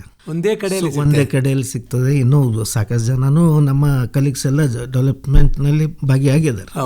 ಎಲ್ಲರಿಗೂ ಒಂದು ಅನುಕೂಲತೆ ತುಂಬ. ಈಗ ಅವರು ಪೇರೆಂಟ್ಸ್ ಜೊತೆ ಇರೋಕ್ಕೆ ಒಂದು ದೊಡ್ಡ ಅನುಕೂಲ ಮಾಡಿದ್ದೀರಂತನೂ ಅದ್ರ ಮೇಲೆ ಇದು ಬದಲಾವಣೆ ಮತ್ತು ಒಂದು ಕ್ರಾಂತಿಕಾರಿ ಹೆಜ್ಜೆ ಅಂತ ಅಲ್ವಾ. ಈಗ ಇನ್ನೊಂದು ನಮಗೆ ಮೈಲಾಪುರ ಅವರೇ, ಇಲ್ಲಿ ಒಂದು ವಸತಿ ಸಮಸ್ಯೆಗಳು ಬಹಳ ಇರ್ತವೆ. ಅದನ್ನು ಕೂಡ ಮನಗಂಡು ಅದಕ್ಕೊಂದು ಪರಿಹಾರ ಕಲ್ಪಿಸಬೇಕಂತ ಹೊರಟಿದ್ರಲ್ಲ. ಮಾಡಿದ್ವಲ್ಲ, ಅದಕ್ಕೂ ಮಾಡಿದ್ವಿ. ವಸತಿ ಇದರಲ್ಲಿ ಇವತ್ತು ಒಂದು ಆಟೋ ರಿಕ್ಷಾ ಹೊಡೆಯವರು ಕೂಡ ಅವರಿಗೆ ಅನುಕೂಲ ಆಗುವಂಥ ಒಂದು ಸೌಲಭ್ಯ ಈಗ ನಮ್ಮ ಇದು ಉದ್ದೇಶ ಏನು, ಪ್ರಧಾನಮಂತ್ರಿ ಇವತ್ತು ಶ್ರೀ ನರೇಂದ್ರ ಮೋದಿಜಿ ಅವರ ಒಂದು ಇದು ಇತ್ತು, ಎಲ್ಲರಿಗೂ ಒಂದು ಮನೆ ಇದು ಅವ್ರದ್ದೊಂದು ಇದಕ್ಕೆ ಪ್ರಧಾನಮಂತ್ರಿ ಆವಾಸ್ ಯೋಜನೆ ಆ ಅಡಿಯಲ್ಲಿ ಕೂಡ ನಾವು ಕೆಲಸ ಮಾಡಿದ್ದೀವಿ. ಅದರಲ್ಲಿ ಸಾಕಷ್ಟು ಒಂದು ಸರ್ಕಾರದಿಂದ ಒಂದು ಏನು ನಿಗದಿಸಿದಂಥ ಇದು ಬೆಲೆ ಏನದು ಹೌಸಿಂಗ್ ಬೋರ್ಡ್ಗಿಂತ ಕಡಿಮೆ ದರದಲ್ಲಿ ನಮ್ಮ ಸಂಸ್ಥೆ ಮಾಡಿಕೊಟ್ಟಿದ್ದೀವಿ. ಆ ವಸತಿ ಸಂಕೀರ್ಣದಲ್ಲಿ ಡೆವಲಪ್ಮೆಂಟ್ಸ್ ಇವತ್ತು ನಮ್ದು ಒಂದು ಪ್ರಾಜೆಕ್ಟ್ ಕಾಶಿ ಕಮಲ ಗೃಹ ಯೋಜನೆ ಅಂತ, ಅದು ಸಾಕಷ್ಟು ಬಡ ಜನರಿಗೆ ಕೂಡ ಅನುಕೂಲ ಆಗಿದೆ. ಅದು ಬಂದು ನಾವು ಬರೀ 9 ಲಕ್ಷದಲ್ಲಿ ಅವಾಗ ಇದು ಒಂದು 1 BHK ಹಾಲ್ ಕಿಚನ್ ಆ ಥರ ಸರ್ಕಾರನೂ ಕೊಡೋಕ್ಕಾಗಿಲ್ಲ, ಬೇರೆ ಯಾರು ಅಂತ ಇದಿಲ್ಲ. ಸರ್ಕಾರ ಅವಾಗ ನಾನು 9 ಲಕ್ಷಕ್ಕೆ ಇಂಟ್ರೊಡ್ಯೂಸ್ ಮಾಡಿದಾಗ ಸರ್ಕಾರದ್ದು 13-14 ಲಕ್ಷ ರೂಪಾಯಿ ಇತ್ತು. ಆ 9 ಲಕ್ಷನಲ್ಲಿ ಮತ್ತೆ 2,80,000 2,50,000 ಇತ್ತು, 89,000 ತನಕ ಪ್ರಧಾನಮಂತ್ರಿ ಆವಾಸ್ ಯೋಜನೆದು ಅವರಿಗೆ ಸಬ್ಸಿಡಿ ಕೂಡ ಲಭ್ಯ ಮಾಡಿಸ್ಕೊಟ್ಟಿದ್ದು. ಅಂದ್ರೆ ಒಂದು ಕೇಂದ್ರ ಸರ್ಕಾರದ ಯೋಜನೆಯನ್ನು ಇದಕ್ಕೆ ಜೋಡಣೆ ಮಾಡಿ ಅದು ಬರೀ ಅವರಿಗೆ 6 ಲಕ್ಷ. ಅವರು ಇದ್ದಂತ ಒಂದು ಈ ಸಾಧಾರಣ ಮನೆ ಆದರೆ 3,000 - 4,000 ರೂಪಾಯಿ ಅವರು ಬಾಡಿಗೆ ಕೊಡೋದು. ಹೌದು, ಅವ್ರ ಸ್ವಂತ ಛತ್ತಿನಲ್ಲಿ ಇವಾಗ ಆ ಬಾಡಿಗೆ ಬದಲಿ ಅವ್ರ EMI ಹೋಗುತ್ತೆ. ಸ್ವಂತ ಮನೆಯೂ ಆಯ್ತು. ನಿವೇಶನ ಭಾಗ್ಯ, ಒಳ್ಳೆ ಆಲೋಚನೆ. ಎಷ್ಟು ಮನೆಗಳನ್ನ? 850 ಮನೆಗಳು. 850 ಈಗ ಆಲ್ರೆಡಿ ಅಕ್ಯುಪೈಡ್ ಆಗಿದ್ದಾರೆ, ಜನ ಎಂಜಾಯ್ನೂ ಮಾಡ್ತಾ ಇದ್ದಾರೆ. ಅಗದಿ ಬಹಳಷ್ಟು ಆ ಒಂದು ಅನುಕೂಲತೆ ಕಲಬುರಗಿ ಜನಕ್ಕೆ ನಾವು ನಮ್ಮ ಸಂಸ್ಥೆ ಒದಗಿಸ್ಕೊಟ್ಟಿದ್ದೀವಿ. ಅದು ಸ್ಟಾರ್ಟಿಂಗ್ ಮಟ್ಟದ ಕ್ಯಾಡರು. ಇನ್ನು ಹೈ ಎಂಡ್ವರೆಗೂ ನಮ್ಮ ಪ್ರಾಡಕ್ಟ್ಸ್ ಇದೆ. ನಮ್ಮದು 10 ಲಕ್ಷದಿಂದ 1.5 ಕೋಟಿ ರೂಪಾಯಿ ಪ್ರಾಜೆಕ್ಟ್ವರೆಗೂ ನಮ್ಮ ಮನೆ, ಅದರಲ್ಲಿ ಬೇರೆ ಬೇರೆ ವಿಭಾಗದಲ್ಲಿ ಪ್ರೀಮಿಯಂ ಇದೆ, ಲಕ್ಸುರಿ ಇದೆ, ಎಲ್ಲ ಥರ ಅಪಾರ್ಟ್ಮೆಂಟ್ಸ್ ಆಗಲಿ, ಈವನ್ ವಿಲಾಸ್ ಆಗಲಿ, ಪ್ಲಾಟಿಂಗ್ನಲ್ಲಿ ಇವತ್ತು ಎತ್ತರ ಮಟ್ಟಿಗೆ ನಾವು ಕಲಬುರಗಿಯಲ್ಲಿ ಬೆಳೆಸಿದ್ವಿ. ಅದಕ್ಕೆ ಪಕ್ಕ ಮನೆಯನ್ನು ಹೊಂದುವವರಿಗೆ ಇದೊಂದು ಅನುಕೂಲ ಅಂತ. ಪಕ್ಕ ಮನೆ ಕೂಡ ಪಕ್ಕ ಇವಾಗ ಈ ಸೈಟ್ಸ್ಗಳು ಕೂಡ ಕಂಪ್ಲೀಟ್ ಡೆವಲಪ್ಮೆಂಟ್. ಅಂದರೆ ಮನೆ ಕಟ್ಟಿದ ಮೇಲೂ ನಿಮ್ಗೆ ರೋಡು ಅದು ಇದು ಎಲ್ಲಿ ಲಭ್ಯ ಆಗ್ತಿದ್ದಿಲ್ಲ. ಇವತ್ತು ನೀವು ಮನೆ ಕಟ್ಟೋದಕ್ಕೆ ಮುಂಚೆನೆ ಎಲ್ಲ ಡ್ರೈನೇಜು, ಎಲ್ಲ CC 101% ಪೂರ ಸ್ಯಾಟಿಸ್ಫ್ಯಾಕ್ಷನ್ ಆಗುವಂತ ಆ ಕೆಲಸ ಕೂಡ ನಮ್ಮ ಸಂಸ್ಥೆ ಇವತ್ತು ಮಾಡ್ತಾ ಇದೆ. ಬಹಳ ಒಳ್ಳೆ ವಿಚಾರ. ಯಾಕೆಂದ್ರೆ ಒಂದು ಅಭಿವೃದ್ಧಿಯ ಕನಸು. ಸಹಕಾರಿ ರಂಗದಲ್ಲಿ ಕೂಡ ನಿಮ್ಮ ಒಂದು ಪಾಲುದಾರಿಕೆ ಇದೆ. ಗಣೇಶ್ ಕೋಆಪರೇಟಿವ್ ಬ್ಯಾಂಕ್ನ ನಿರ್ದೇಶಕರಾಗಿ ಕೂಡ ಕೆಲಸ ಮಾಡಿದೆ. ಹಣಕಾಸು ವ್ಯವಹಾರದಲ್ಲಿ ಕೂಡ ತಮ್ಮನ್ನು ತೊಡಗಿಸಿಕೊಂಡಿದ್ರಿ ಅಂತ. ಅದು ಕೂಡ ಇದೆ. ನಮ್ಮ ವ್ಯಾಪಾರ ವರ್ಗದವರಿಗೆ ಅದು ಅನುಕೂಲ ಆಗಂತ ಒಂದು ಹಣಕಾಸಿನ ನೆರವನ್ನು ನೀಡುವಂಥದ್ದು. ತುಂಬ ಕೋಆಪರೇಟಿವ್ ಮೂವ್ಮೆಂಟ್. ಅವಾಗ ನಾನು ಅದಕ್ಕೆ ಒನ್ ಆಫ್ ದಿ ಫೌಂಡರ್ನಲ್ಲೇ ಮೆಂಬರ್ ಇದ್ದೇನೆ. ಇದೆಲ್ಲ ನಮ್ಮ ಎಲ್ಲ ಅವಾಗ ವ್ಯಾಪಾರಸ್ಥರು ನಾವು ಅದು ಚೇಂಬರ್ ಆಫ್ ಕಾಮರ್ಸ್ಗೆ ನಾನು ಫಸ್ಟ್ ಸದಸ್ಯ ಇದು MC ಮೆಂಬರ್ ಆಗಿ ಹೋಗಿದ್ದೆ. ಆ ಪೀರಿಯಡ್ನಲ್ಲಿ ಇದೊಂದು ನಮ್ಮ ವ್ಯಾಪಾರ ವರ್ಗಕ್ಕೆ ಇದು ಚಿಂತನೆ ಮಾಡಿದ್ದು. ಇದರಲ್ಲಿ ಎಲ್ಲ ನಮ್ಮ ಹಿರಿಯರು ಕೂಡ ಭಾಗಿಯಿದ್ದಾರೆ. ಅದಕ್ಕೆ SS ಪಾಟೀಲ್ ಅವರು ಇದ್ರು, ನಮ್ಮ ಗಳಿಂಗ್ಲಪ್ಪ ಪಾಟೀಲ್ಜಿ ಅವರು ಇದ್ರು, ಎಲ್ಲ ಅಜ್ಜವರು, ಮತ್ತೆ ಸಾಕಷ್ಟು ಹಿರಿಯ ವ್ಯಾಪಾರಸ್ಥರು ಅದಕ್ಕೆ ಕೈ ಜೋಡಿಸಿದ್ರು. ಮಾಲು ಅವರು ಇದ್ರು, ನಮ್ಮ ಸೋದರ ಇದ್ರು ಸೂರ್ಯಕಾಂತ್ ಮೈಲಾಪುರ ಅಂತ. ಈಗ ಹಲವಾರು ಎಲ್ಲ ಒಂದು ಇದಕ್ಕೆ ನಾವು ಸ್ವಲ್ಪ ಇದಕ್ಕೆ ಒತ್ತು ಕೊಟ್ಟು ಇದು ನಮ್ಮ ಗುಲ್ಬರ್ಗ ಜನರಿಗೆ, ಇದು ನಮ್ಮ ವ್ಯಾಪಾರಸ್ಥರ ಜನರಿಗೆ ಅನುಕೂಲ ಆಗುತ್ತೆ, ಇದಕ್ಕೆ ಬೆಳೆಯೋಣ ನಾವು ನಮ್ಮದೇ ಆದಂಥ ಒಂದು ಹಣಕಾಸಿನ ವ್ಯವಸ್ಥೆಯನ್ನು ಕಲ್ಪಿಸಿಕೊಳ್ಳುವಂಥದ್ದು.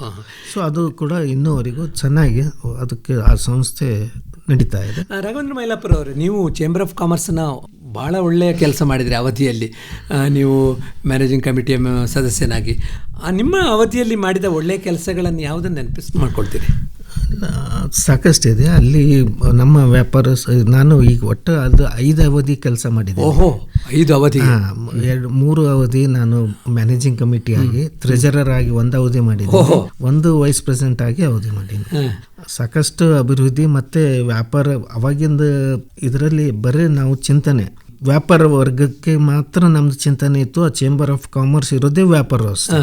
ಆಮೇಲೆ ಅದು ಬರ್ತಾ ಅದು ಒಂದು ಪೊಲಿಟಿಕಲ್ ಕಲರ್ಸ್ ಬರ್ತಾ ಇತ್ತು. ಆವಾಗ ನಾವು ಆಲ್ರೆಡಿ ಅಲ್ಲಿದ್ದು ನಾವು ರಿಟೈರ್ ಆಗಿದ್ವಿ. ಆದರೂ ಇವಾಗ ಮರಳಿ ವಾಪಸ್ ಮತ್ತೆ ಅದು ಚೇಂಬರ್ ಆಫ್ ಕಾಮರ್ಸು ವ್ಯಾಪಾರಸ್ಥರ ನಿರ್ಮಾಣಕ್ಕೆ ಇನ್ನೂ ಹೆಚ್ಚಿನ ಪ್ರಮಾಣದ ಅನುಕೂಲ ಆಗಬೇಕಂತ ಸತತ ನಾವು ಗೈಡ್ಲೈನ್ ಮಾಡ್ತಾ ಇದ್ದೀವಿ. ಈಗ ಮೈಲಾಪುರ ಅವರೇ, ನೀವು ಬೇರೆ ಈ ವಸತಿ ಸಂಕೀರ್ಣ, ಮೂಲಭೂತ ಸೌಲಭ್ಯ ವೃದ್ಧಿಗೆ ಹೆಚ್ಚು ಗಮನವನ್ನು ಕೊಟ್ಟರೆ, ಅದೇ ರೀತಿ ಈ ಭಾಗದಲ್ಲಿ ಶಿಕ್ಷಣವನ್ನು ಕೂಡ ಒಳ್ಳೆಯ ವಿಚಾರದಲ್ಲಿ ನೋಡಬೇಕು ಮತ್ತು ಹೆಚ್ಚು ಶಿಕ್ಷಣವನ್ನು ಕೊಡಬೇಕು ಅನ್ನೋ ನೆಲೆಯಲ್ಲಿ ನಗರೇಶ್ವರ ಶಾಲೆಯನ್ನು ಒಂದು ಸೊಸೈಟಿಯ ಮೂಲಕ ಅದನ್ನು ಅಭಿವೃದ್ಧಿಪಡಿಸಲಿಕ್ಕೂ ತಾವು ನೇತೃತ್ವ ವಹಿಸಿದರೆ, ಅದನ್ನು ಸ್ವಲ್ಪ ನೆನಪು ಮಾಡಿ. ಅದು ಕೂಡ ನೋಡಿ, ಅದು ನಮ್ಮ ಹಿರಿಯರು ಮಾಡಿದಂಥ ಒಂದು ಪುಣ್ಯದ ಕೆಲಸ. ಎಲ್ಲ ಆರ್ಯವೈಶ್ಯ ಸಮಾಜದ 60 ಎಲ್ಲಕ್ಕೆ ಹಳೆಯದು ಒಂದು ಪ್ರತಿಷ್ಠೆ ಎನ್ವಿ ಸ್ಕೂಲ್ ಸೊಸೈಟಿ, ನಮ್ಮ ನಗರೇಶ್ವರ ಸೊಸೈಟಿ, ಹೌದು, ಬಹಳ ಹಿರಿಯ ಸಂಸ್ಥೆ, ಎಲ್ಲ ಹಿರಿಯ ಸಂಸ್ಥೆ, SBR ಇವೆಲ್ಲ ಹಿರಿಯ ಸಂಸ್ಥೆದಲ್ಲಿ ಇದನ್ನು ಒಂದು ಆ ಒಂದು ಸೌಭಾಗ್ಯ ಏನಂತಂದ್ರೆ, ನಮಗೆ 25 ವರ್ಷ ಕಾಲ ಆಯಿತು ನಾನು ಅಲ್ಲಿ ಸೇವೆ ಸಲ್ಲಿಸ್ತಾ ಇದ್ದೀನಿ ಅಧ್ಯಕ್ಷನಾಗಿ. ಅಲ್ಲಿ ಎಲ್ಲ ಬಡ ಮಕ್ಕಳಿಗೆ ಬಹಳಷ್ಟು ಕಡೆ ಎಲ್ಲ ಇಂಗ್ಲೀಷ್ನಲ್ಲಿ ಕನ್ವರ್ಟ್ ಆಗಿ ಪರಿವರ್ತನೆ ಮಾಡಿದ್ದಾರೆ, ಸ್ಕೂಲ್ಸ್, ಕಾಲೇಜಸ್ ಎಲ್ಲ. ಇನ್ನೂವರೆಗೂ ನಾವು ಆ ಕನ್ನಡ ಮೀಡಿಯಮು ಆ ಏನು ನಿಟ್ಟಿನಲ್ಲಿ ನಾವು ಆರಂಭ ಮಾಡಿದ್ವಿ, ಸರ್ಕಾರಿ ಅಡಿಯಲ್ಲಿ ಎಂಥ ಕೆಲಸ ಮಾಡೋಂಥ ಅದು ಒಂದು ನಾವು ಒತ್ತಿಟ್ಕೊಂಡು ರೂರಲ್ ಹುಡುಗರಿಗೆ ಬೆಳೆಸುವಂಥ ಕೆಲಸ ನಮ್ಮ ಸಂಸ್ಥೆ ಮಾಡುತ್ತೆ. ಕನ್ನಡ ಶಾಲೆ ಪ್ಯೂರ್ಲಿ ಕನ್ನಡ ಶಾಲೆ ಇದೆ, ಅಲ್ಲಿ ಯಾವುದು ಇದು ಅಂತಿಲ್ಲ.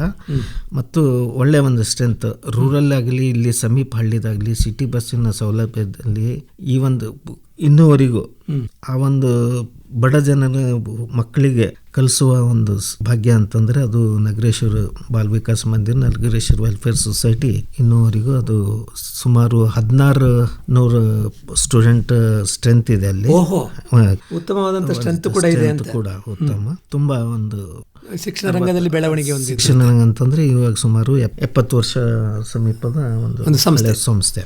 ಬಹಳ ಮುಖ್ಯವಾಗಿ ರಾಘವೇಂದ್ರ ಮೈಲಾಪುರ ಅವರು ಯಾವುದೇ ಕೆಲಸವನ್ನು ಮಾಡಿದರೂ ಕೂಡ ಅಲ್ಲಿ ಒಂದು ಬದ್ಧತೆ, ಒಂದು ರೀತಿಯ ಜವಾಬ್ದಾರಿಯ ಹೊಣೆಗಾರಿಕೆ ಎಲ್ಲವನ್ನ ಇಟ್ಕೊಂಡ್ರಿ. ನೀವು ನಿಮ್ಮ ಜೀವನದಲ್ಲಿ ಬಹಳಷ್ಟು ಇಟ್ಟುಕೊಂಡದ್ದು ಅಂತ ಹೇಳಿದ್ರೆ ಪಂಚಸೂತ್ರಗಳು ಅಂತ, PQRST ಅಂತ. ಅಂದರೆ ಒಂದು ರೀತಿ ಪಂಕ್ಚುಯಾಲಿಟಿ, ಕ್ವಾಲಿಟಿ, ರಿಯಾಲಿಟಿ, ಸ್ಪೀಡ್ ಮತ್ತು ಟ್ರಾನ್ಸ್ಪರೆನ್ಸಿ. ಇಂಥ ಒಂದು ಜೀವನದಲ್ಲಿ ಮೌಲ್ಯವನ್ನು ಅಳವಡಿಸಿಕೊಳ್ಳಲಿಕ್ಕೆ ಹೇಗೆ ಸಾಧ್ಯ ಆಯಿತು ಮೈಲಾಪುರ ಅವರೇ? ಸರ್, ಇದೆಲ್ಲ ಒಳ್ಳೆ ಒಂದು ಕರ್ಮಯೋಗಿ ಅಂತ.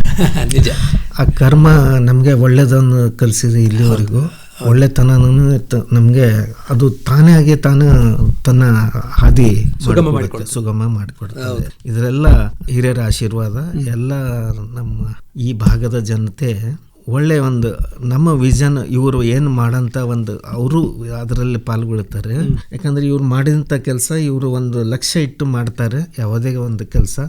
ಸೊ ಅದಕ್ಕೆ ಅವರು ನಾವೆಲ್ಲ ಭಾಗಿಯಾಗಬೇಕಂತ ಅವರು ಕೂಡ ಒಳ್ಳೆ ಸಪೋರ್ಟ್ ಕೊಡೋದ್ರಿಂದ ಇವೆಲ್ಲ ಸಾಧ್ಯ. ಇಲ್ಲಿ ಏನಂದ್ರೆ ಒಂದು ಬದ್ಧತೆ, ಸಾಮಾಜಿಕ ಬದ್ಧತೆಯೊಂದಿಗೆ ಸಮಾಜಮುಖಿ ಕೆಲಸ ಆದ ಕಾರಣ ಎಲ್ಲರೂ ಕೈ ಜೋಡಿಸ್ತಾರೆ. ಅದಕ್ಕೆ ಇದು ನಮ್ಮ ಈ ಭಾಗದ ಎಲ್ಲ ಜನರ ಆಶೀರ್ವಾದ. ಅದಕ್ಕೆ ಇದೆಲ್ಲ ಇಷ್ಟೆಲ್ಲ ಬೆಳಗ್ಗೆ, ಯಾಕಂದ್ರೆ ನಾನು ಒಬ್ಬನ ಏನು ಮಾಡಕ್ಕೆ ಸಾಧ್ಯ. ನೀವೆಲ್ಲ ಜನ ಆಶೀರ್ವಾದ ಮಾಡಿದ್ರೆ ನಾವು ಮುಂದೆ ಅದಕ್ಕೆ ಒಬ್ಬ ನಾಯಕತ್ವ ವಹಿಸುವ ಬೇಕಷ್ಟೇ ಅಂತ. ಮೈಲಾಪುರ ಅವರು, ಈ ರೀತಿಯ ಸಂಸ್ಥೆಗಳನ್ನು ಕಟ್ಟುವುದರ ಮೂಲಕ ಈ ಭಾಗದಲ್ಲಿ ನಾನು ಸಾಕಷ್ಟು ಉದ್ಯೋಗ ಸೃಷ್ಟಿ ಮಾಡಲಿಕ್ಕೆ ಸಾಧ್ಯ ಆಯಿತು ಅನ್ನುವ ನೆಮ್ಮದಿ ನಿಮಗಿಲ್ವಾ? ಉದ್ಯೋಗ ಸೃಷ್ಟಿ ನಮ್ಗೆ ಅದು ಎಲ್ಲರಿಗೂ ಇದ್ದೇ ಇದೆ. ಹೌದು. ಆದರೆ ಈ ಭಾಗಕ್ಕೆ ಏಳಿಗೆಗೋಸ್ಕರ ಫಸ್ಟ್ ನಂದು ಇದಿರುತ್ತೆ. ಯಾವುದೇ ಒಂದು ಉದ್ಯೋಗ ಮಾಡಿದ್ರು ಕೂಡ ಅದರಲ್ಲಿ ಒಂದು ಸ್ವಾರ್ಥ ಏನಿರುತ್ತೆ, ನಮ್ದರ ಇದ್ದೇ ಇರುತ್ತೆ. ಒಂದು ವ್ಯಾಪಾರ ಒಂದು ಮಾಡೋದು ಅಂತ ಸ್ವಾರ್ಥ ಸಾಮಾನ್ಯ. ಆದರೆ ಹೊಸದತನ ತಂದು ಈ ಭಾಗಕ್ಕೆ ಮತ್ತೆ ಅದು ಅಭಿವೃದ್ಧಿ ಆಗಬೇಕು. ಈ ಭಾಗನೂ ಅಭಿವೃದ್ಧಿ ಆಗಬೇಕು, ಉದ್ಯೋಗನೂ ಸಿಗ್ತದೆ, ಹಣಕಾಸು ವ್ಯವಹಾರನೂ ಆಗ್ತದೆ, ಒಂದು ರೀತಿ ಆರ್ಥಿಕವಾಗಿ ಸಬಲರಾಗ್ತಾರೆ. ಕಲಬುರಗಿ ಹೆಸರು ಬರಬೇಕು. ಯಾವುದೇ ಒಂದು ಉದ್ಯೋಗ ಮಾಡಿದರೆ ಆ ಕಲಬುರಗಿ ಎತ್ತರನಲ್ಲಿ ಬರಬೇಕು. ಇವತ್ತು ಗುಲ್ಬರ್ಗಾದಲ್ಲಿ ಒಳ್ಳೆ ಹೋಟೆಲು ಮತ್ತು ಲಾಡ್ಜಿಂಗ್ ತರಬೇಕು, ಒಳ್ಳೆ ರೆಸ್ಟೋರೆಂಟ್ ಒದಗಿಸ್ಬೇಕು, ಒಳ್ಳೆ ಫುಡ್ ಸಿಗ್ಬೇಕು. ನಮ್ಗೆ ಬಹಳಷ್ಟು ಸಾಕಷ್ಟು ಜನ ನಾವು ನಮ್ಮ ಸಂಪರ್ಕದಲ್ಲಿ ಗೊತ್ತದೆ, ಏನಪ್ಪ ನಿಮ್ಮ ಕಲಬುರಗಿಯಲ್ಲಿ ನಮಗೆ ಬಂದರೆ ಒಂದು ಒಳ್ಳೆ ಊಟ ಸಿಗಲ್ಲ, ನಮಗೆ ಒಳ್ಳೆ ವಸತಿ ಸಿಗಲ್ಲ, ನಮಗೆ ಹೈದರಾಬಾದ್ನಿಂದ ಅಲ್ಲೇ ಇಳ್ಕೊಂಡು ಮತ್ತೆ ನಿಮ್ಮ ಕೆಲಸ ಡಿವಿಷನ್ ಹೆಡ್ ಕ್ವಾರ್ಟರ್ಸ್. ಯಾಕಂದ್ರೆ ಒಂದು ಕ್ಲಾಸ್ 1 ಕ್ಯಾಡರ್ಸ್ ಯಾರಿಗಾದ್ರೂ ನಾವು ಭೇಟಿ ಆದ್ರೆ ಅವರು ಹೈದರಾಬಾದ್ನಿಂದ ಸ್ಟೇ ಮಾಡ್ತಿದ್ರು, ಅಲ್ಲಿಂದ ಇಲ್ಲಿ ಬಂದು ಕೆಲಸ ಮಾಡಿ ಮತ್ತೆ ಒಳ್ಳೆ ವಸತಿಗೆ ಅವ್ರು ಹೈದರಾಬಾದ್ಗೆ ಹೋಗ್ಬೇಕಂತ ಪರಿಸ್ಥಿತಿ ಇತ್ತು. ಅವ್ರು ಹೇಳ್ಕೊಂಡಿದ್ದು ಅವಾಗ ಇವೆಲ್ಲ ಇಂಥವೆಲ್ಲ ಕೇಳಿ ಅರೆ ನಾವು ನಮ್ಮ ಗುಲ್ಬರ್ಗಾದಲ್ಲಿ ಯಾಕೆ ಅಂದ್ರೆ ನಿಮ್ಮ ಅನುಭವಕ್ಕೆ ಬಂದದನ್ನೆಲ್ಲ ಅನುಷ್ಠಾನ ಎಲ್ಲ ಮಾಡಿ ಅದಕ್ಕೆ ಏನೇನು ಬರುತ್ತೆ ನಮ್ಗೆ ಅನುಭವಕ್ಕೆ ಯಾವ್ದಾವ್ದು ಕೊರತೆ ಬರೀ ಅವ್ರು ಹೇಳಿದ ಅಷ್ಟೇ ಅಲ್ಲ, ಅದಕ್ಕೆ ನಾವು ವಿಷನ್ ಮಾಡ್ತೀವಿ, ಪರಿಹಾರ ವಿಷನ್ ಇಲ್ಲಿ ಮಾಡಿ ಅದಕ್ಕೊಂದು ಪರಿಹಾರ ಕೊಡುವಂತ ಕೆಲಸನೂ ಆಗಿದೆ ನಮ್ಮಿಂದ.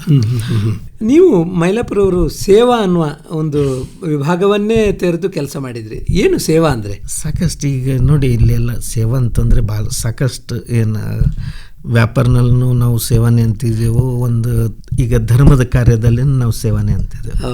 ಧರ್ಮದ ಕಾರ್ಯದಲ್ಲಿ ಕೂಡ ನಾವು ಸಾಕಷ್ಟು ಮುಂದೆ ಇವಾಗ ಹಳೆಯದು ಒಂದು ಪ್ರತಿಷ್ಠ ಗಣೇಶ ಮಂದಿರ ಅಂತ ತಾವು ನೋಡಿದಿರಿ.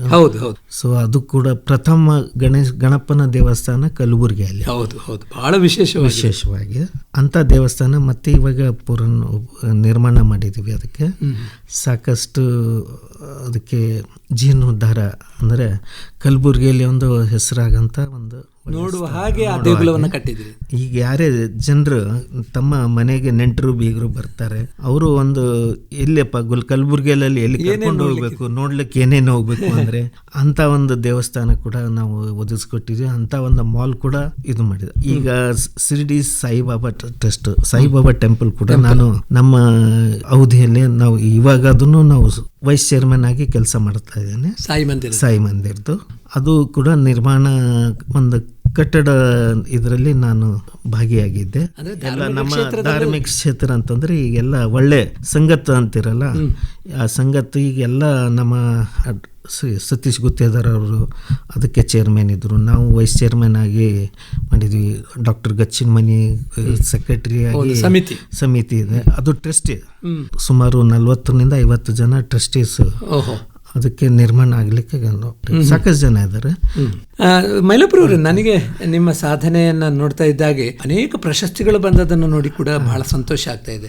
ಮುಖ್ಯವಾಗಿ ಕ್ರೆಡೆಯಿಂದ ಕೂಡ ನಿಮಗೆ ಒಂದು ಗೌರವಗಳು ಸಂದಿದೆ. ಯಾವುದನ್ನು ನೆನಪು ಮಾಡ್ಕೊಳ್ತೀರಿ? ಇಲ್ಲ, ಕ್ರೆಡೆದು ನೋಡಿ, ಈಗ ಒಂದು ಬಿಗ್ ಇನ್ಫ್ರಾಸ್ಟ್ರಕ್ಚರ್ ಕಲಬುರಗಿಯಲ್ಲಿ ನಾರ್ತ್ ಕರ್ನಾಟಕನಲ್ಲಿ ನಾವು ಒಂದು ಜ್ಯುವೆಲ್ರಿ ಹಬ್ ಮಾಡಿರೋದ್ರಿಂದ ಗೋಲ್ಡ್ ಹಬ್ಬಿಗೆ ಅದಕ್ಕೆ ನಾರ್ತ್ ಕರ್ನಾಟಕದ ಇನ್ಫ್ರಾಸ್ಟ್ರಕ್ಚರ್ ಪ್ರೊವೈಡರಿಗೆ ಅದು ಒಂದು ನಮಗೆ ಸ್ಟೇಟ್ ಲೆವೆಲ್ನಲ್ಲಿ ಅದು ಅವಾರ್ಡ್ ಸಿಕ್ತು. ಅದು ಮುಖ್ಯಮಂತ್ರಿ ಗೌರವ ಕೊಟ್ಟರು. ಮತ್ತೆ ಅದೇ ರೀತಿ ಅದೇ ಅಡಿನಲ್ಲಿ structure engineers institute of structures ಅವರು ಕೂಡ ಅದಕ್ಕೆ ಅವಾರ್ಡ್, ಈ ನಾರ್ತ್ ಕರ್ನಾಟಕನಲ್ಲಿ ಇದು ಒಂದು ಒಳ್ಳೆ ಇನ್ಫ್ರಾಸ್ಟ್ರಕ್ಚರ್ ಅಂತೇಳಿ ಅವರು ಕೂಡ ಅವಾರ್ಡ್ ಆಗಿತ್ತು. ಅದೇ ರೀತಿ ಔಟ್ಸೈಡ್ ಮಾಲ್ ಇವತ್ತು ಕ್ರಡೆ ಅವರು ಅದಕ್ಕೆ ಗುರುತಿಸಿ ಕಲಬುರಗಿ ಈ ಭಾಗದ ಕಲ್ಯಾಣ ಕರ್ನಾಟಕ, ಸೊ ಈ ಅಭಿವೃದ್ಧಿನಲ್ಲಿ ಇಂಥ ಇದರಲ್ಲಿ ಕೂಡ ಅದು ಆ ಅವಾರ್ಡು ನಾವು ಪಡೆದಿದ್ದೀವಿ. ಸಾಕಷ್ಟು ಈಗ ಆ್ಯಕ್ಚುಲಿ ಗೌರ್ಮೆಂಟ್ ಲೆವೆಲ್ನಲ್ಲಿ ಗುರುತಿಸುವಂಥ ಕೆಲಸ ನಾವು ಈ ಅವಾರ್ಡ್ ನಮಗೆ ಪ್ರೋತ್ಸಾಹ ನೀಡಿದೆ. ಆದರೆ ಕಲಬುರಗಿ ಜನದ ಅವಾರ್ಡೇ ನಮಗೆ ಅವಾರ್ಡ್. ಕಲಬುರಗಿ ಜನರ ಹೃದಯದಲ್ಲಿ ಸ್ಥಾನ ಪಡೆಯುವುದೇ ಬಹಳ ಮುಖ್ಯ, ಬೇರೆ ಯಾವುದೇ ಪ್ರಶಸ್ತಿಗಳಿಂತಲೂ. ಈಗ ಮಹಾಲಕ್ಷ್ಮಿ ಗ್ರೂಪ್ನಲ್ಲಿ ಎಷ್ಟು ಉದ್ಯೋಗಿಗಳು ನಿಮ್ಮ ಅಲ್ಲಿ ಇದ್ದಾರೆ? ನನ್ನ ಹತ್ರ ಈಗ ನಮ್ಮ ಸಂಸ್ಥೆ ಉದ್ಯೋಗಿ ಇದು ಅಂತಂದರೆ, ಈಗ ನನ್ನ ಸೆಲ್ಫ್ ಎಂಪ್ಲಾಯ್ಮೆಂಟ್ನಲ್ಲಿ ಈಗ ಸಂಸ್ಥೆ ಎಂಪ್ಲಾಯ್ಮೆಂಟ್ಸ್ ಸುಮಾರು 600 ಚಿಲ್ಲರೆ ಜನ ಇದ್ದಾರೆ. 600 ಮಂದಿ ಉದ್ಯೋಗಿಗಳು ನಮ್ಮ ಎಂಪ್ಲಾಯ್ಮೆಂಟ್ಸ್. ಅದು ಅಲ್ಲದೆ ನಾವು ಮಾಡಿದಂಥ ಇನ್ಫ್ರಾಸ್ಟ್ರಕ್ಚರ್ಸ್ ಅದರಲ್ಲಿ 2,000 ಎಂಪ್ಲಾಯ್ಮೆಂಟ್ಸ್ ಒಂದು ಇಂಡೈರೆಕ್ಟ್ ಆಗಿ, ಡೈರೆಕ್ಟ್ ಮತ್ತು ಇಂಡೈರೆಕ್ಟ್. ಅದೇ ರೀತಿ ಇವತ್ತು ಆರ್ಚಿಡ್ ಮಾಲ್ ಮಾಡಿದೀವಿ ಅಂತಂದ್ರೆ ಅದಕ್ಕೆ ಎಂಪ್ಲಾಯ್ಮೆಂಟ್ನು ಅದಕ್ಕೆ ಅಷ್ಟೇ ಕ್ರಿಯೇಟ್ ಆಗಿದೆ. ಹೌದು, ತುಂಬಾ ಉದ್ಯೋಗ ಸೃಷ್ಟಿಯಾಗಿದೆ. ಅಲ್ಲಿ 1,500 ಮಿನಿಮಮ್ ಎಂಪ್ಲಾಯ್ಮೆಂಟ್ ಸಿಕ್ಕಿದೆ. ಮೈಲಾಪುರ ಅವರು, ಯಾರದೇ ಒಬ್ಬ ವ್ಯಕ್ತಿ ಒಂದು ಬೆಳಿಬೇಕಾದ್ರೆ, ಒಂದು ಸಾಧನೆಯನ್ನು ಮಾಡುವಾಗ ನನಗೆ ಈ ರೀತಿ ಆಗಬೇಕು, ನಿಮಗೆ ಯಾರು ರೋಲ್ ಮಾಡೆಲ್ ಮತ್ತು ನಿಮಗೆ ಪ್ರೇರಣೆಯ ಶಕ್ತಿ ಯಾರು ಅಂತ? ಈಗ ನಾನು ಬಂದಿರೋದೇ 14ನೇ ವಯಸ್ಸು, ಯಾರ್ದು ಪ್ರೇರಣೆ ಇದಿಲ್ಲ. ಸಾಕಷ್ಟು ಸೆಲ್ಫ್ ಒಂದು ಇದು ಇದೆ, ಅದು ಇದೆ ಒಳ್ಳೇದು ನನ್ನ ತಲೆಯಲ್ಲಿ ಬರೋದೇ ಒಳ್ಳೇದು. ಯಾರು ಕೆಟ್ಟದ್ದು ಮಾಡಿದ್ರೆ ನನ್ನ ತಲೆಯಲ್ಲೇ ಹೋಗಲ್ಲ. ಒಳ್ಳೇದು ಮಾತ್ರ ನನಗೆ ನೆನಪಿಟ್ಟು ಅದಕ್ಕೆ ಎಲ್ಲಾದರೂ ಇದು ಅಳವಡಿಸ್ಬೋದು ಅಂತ ಒಂದು ವಿಚಾರ ಇಟ್ಕೊಂಡೇ ಬಂದಿದೆ. ಅಂದರೆ ನಾನು ಹೇಳೋದು, ನೀವು ಈಗ ವಿದೇಶಕ್ಕೆ ಪ್ರಯಾಣ ಮಾಡ್ತೀರಿ, ಬೇರೆ ಬೇರೆ ಅಲ್ಲಿ ಹೋದಾಗ ನಮ್ಮಲ್ಲಿ ಬೇಕು. ಅದೇ ರೀತಿ ಇವಾಗೆಲ್ಲ ಗೋಲ್ಡ್ ಹಬ್ಬ, ನಾನು ಸೂಕ್ ದುಬೈಗೆ ಹೋಗಿದ್ದೆ. ಆ ಗೋಲ್ಡ್ ಸೂಕ್ ನೋಡಿದ್ಮೇಲೆ ಇದು ಕಲಬುರಗಿಯಲ್ಲಿ ನಾವು ಆಗಬೇಕು ಅಂತ ಏನು ಇಚ್ಛೆ ಮಾಡಿದ್ದೀನಿ, ಅದು ಯಾವುದು ನಮ್ಮ ಕಲಬುರಗಿಯಲ್ಲಿ ಉಪಯೋಗ ಆಗುತ್ತೆ ಅದು ನಾನು ನಿರ್ಮಾಣ ಮಾಡೋಂಥ 90% ಸಮಸ್ಯೆಯನ್ನು ಕಂಪ್ಲೀಟ್ ಮಾಡಿದ್ದೇನೆ. ಏನೋ ಒಂದು 5% 10% ಇನ್ನೂ ಆಸೆಗಳು ಉಳಿದಿರಬೇಕು. ಆದರೆ ಸಾಕಷ್ಟು ಏನು ನೋಡಿದ್ದೀನಿ, ಇಲ್ಲಿ ಏನು ನಿರ್ಮಾಣ ಆಗಬೇಕು.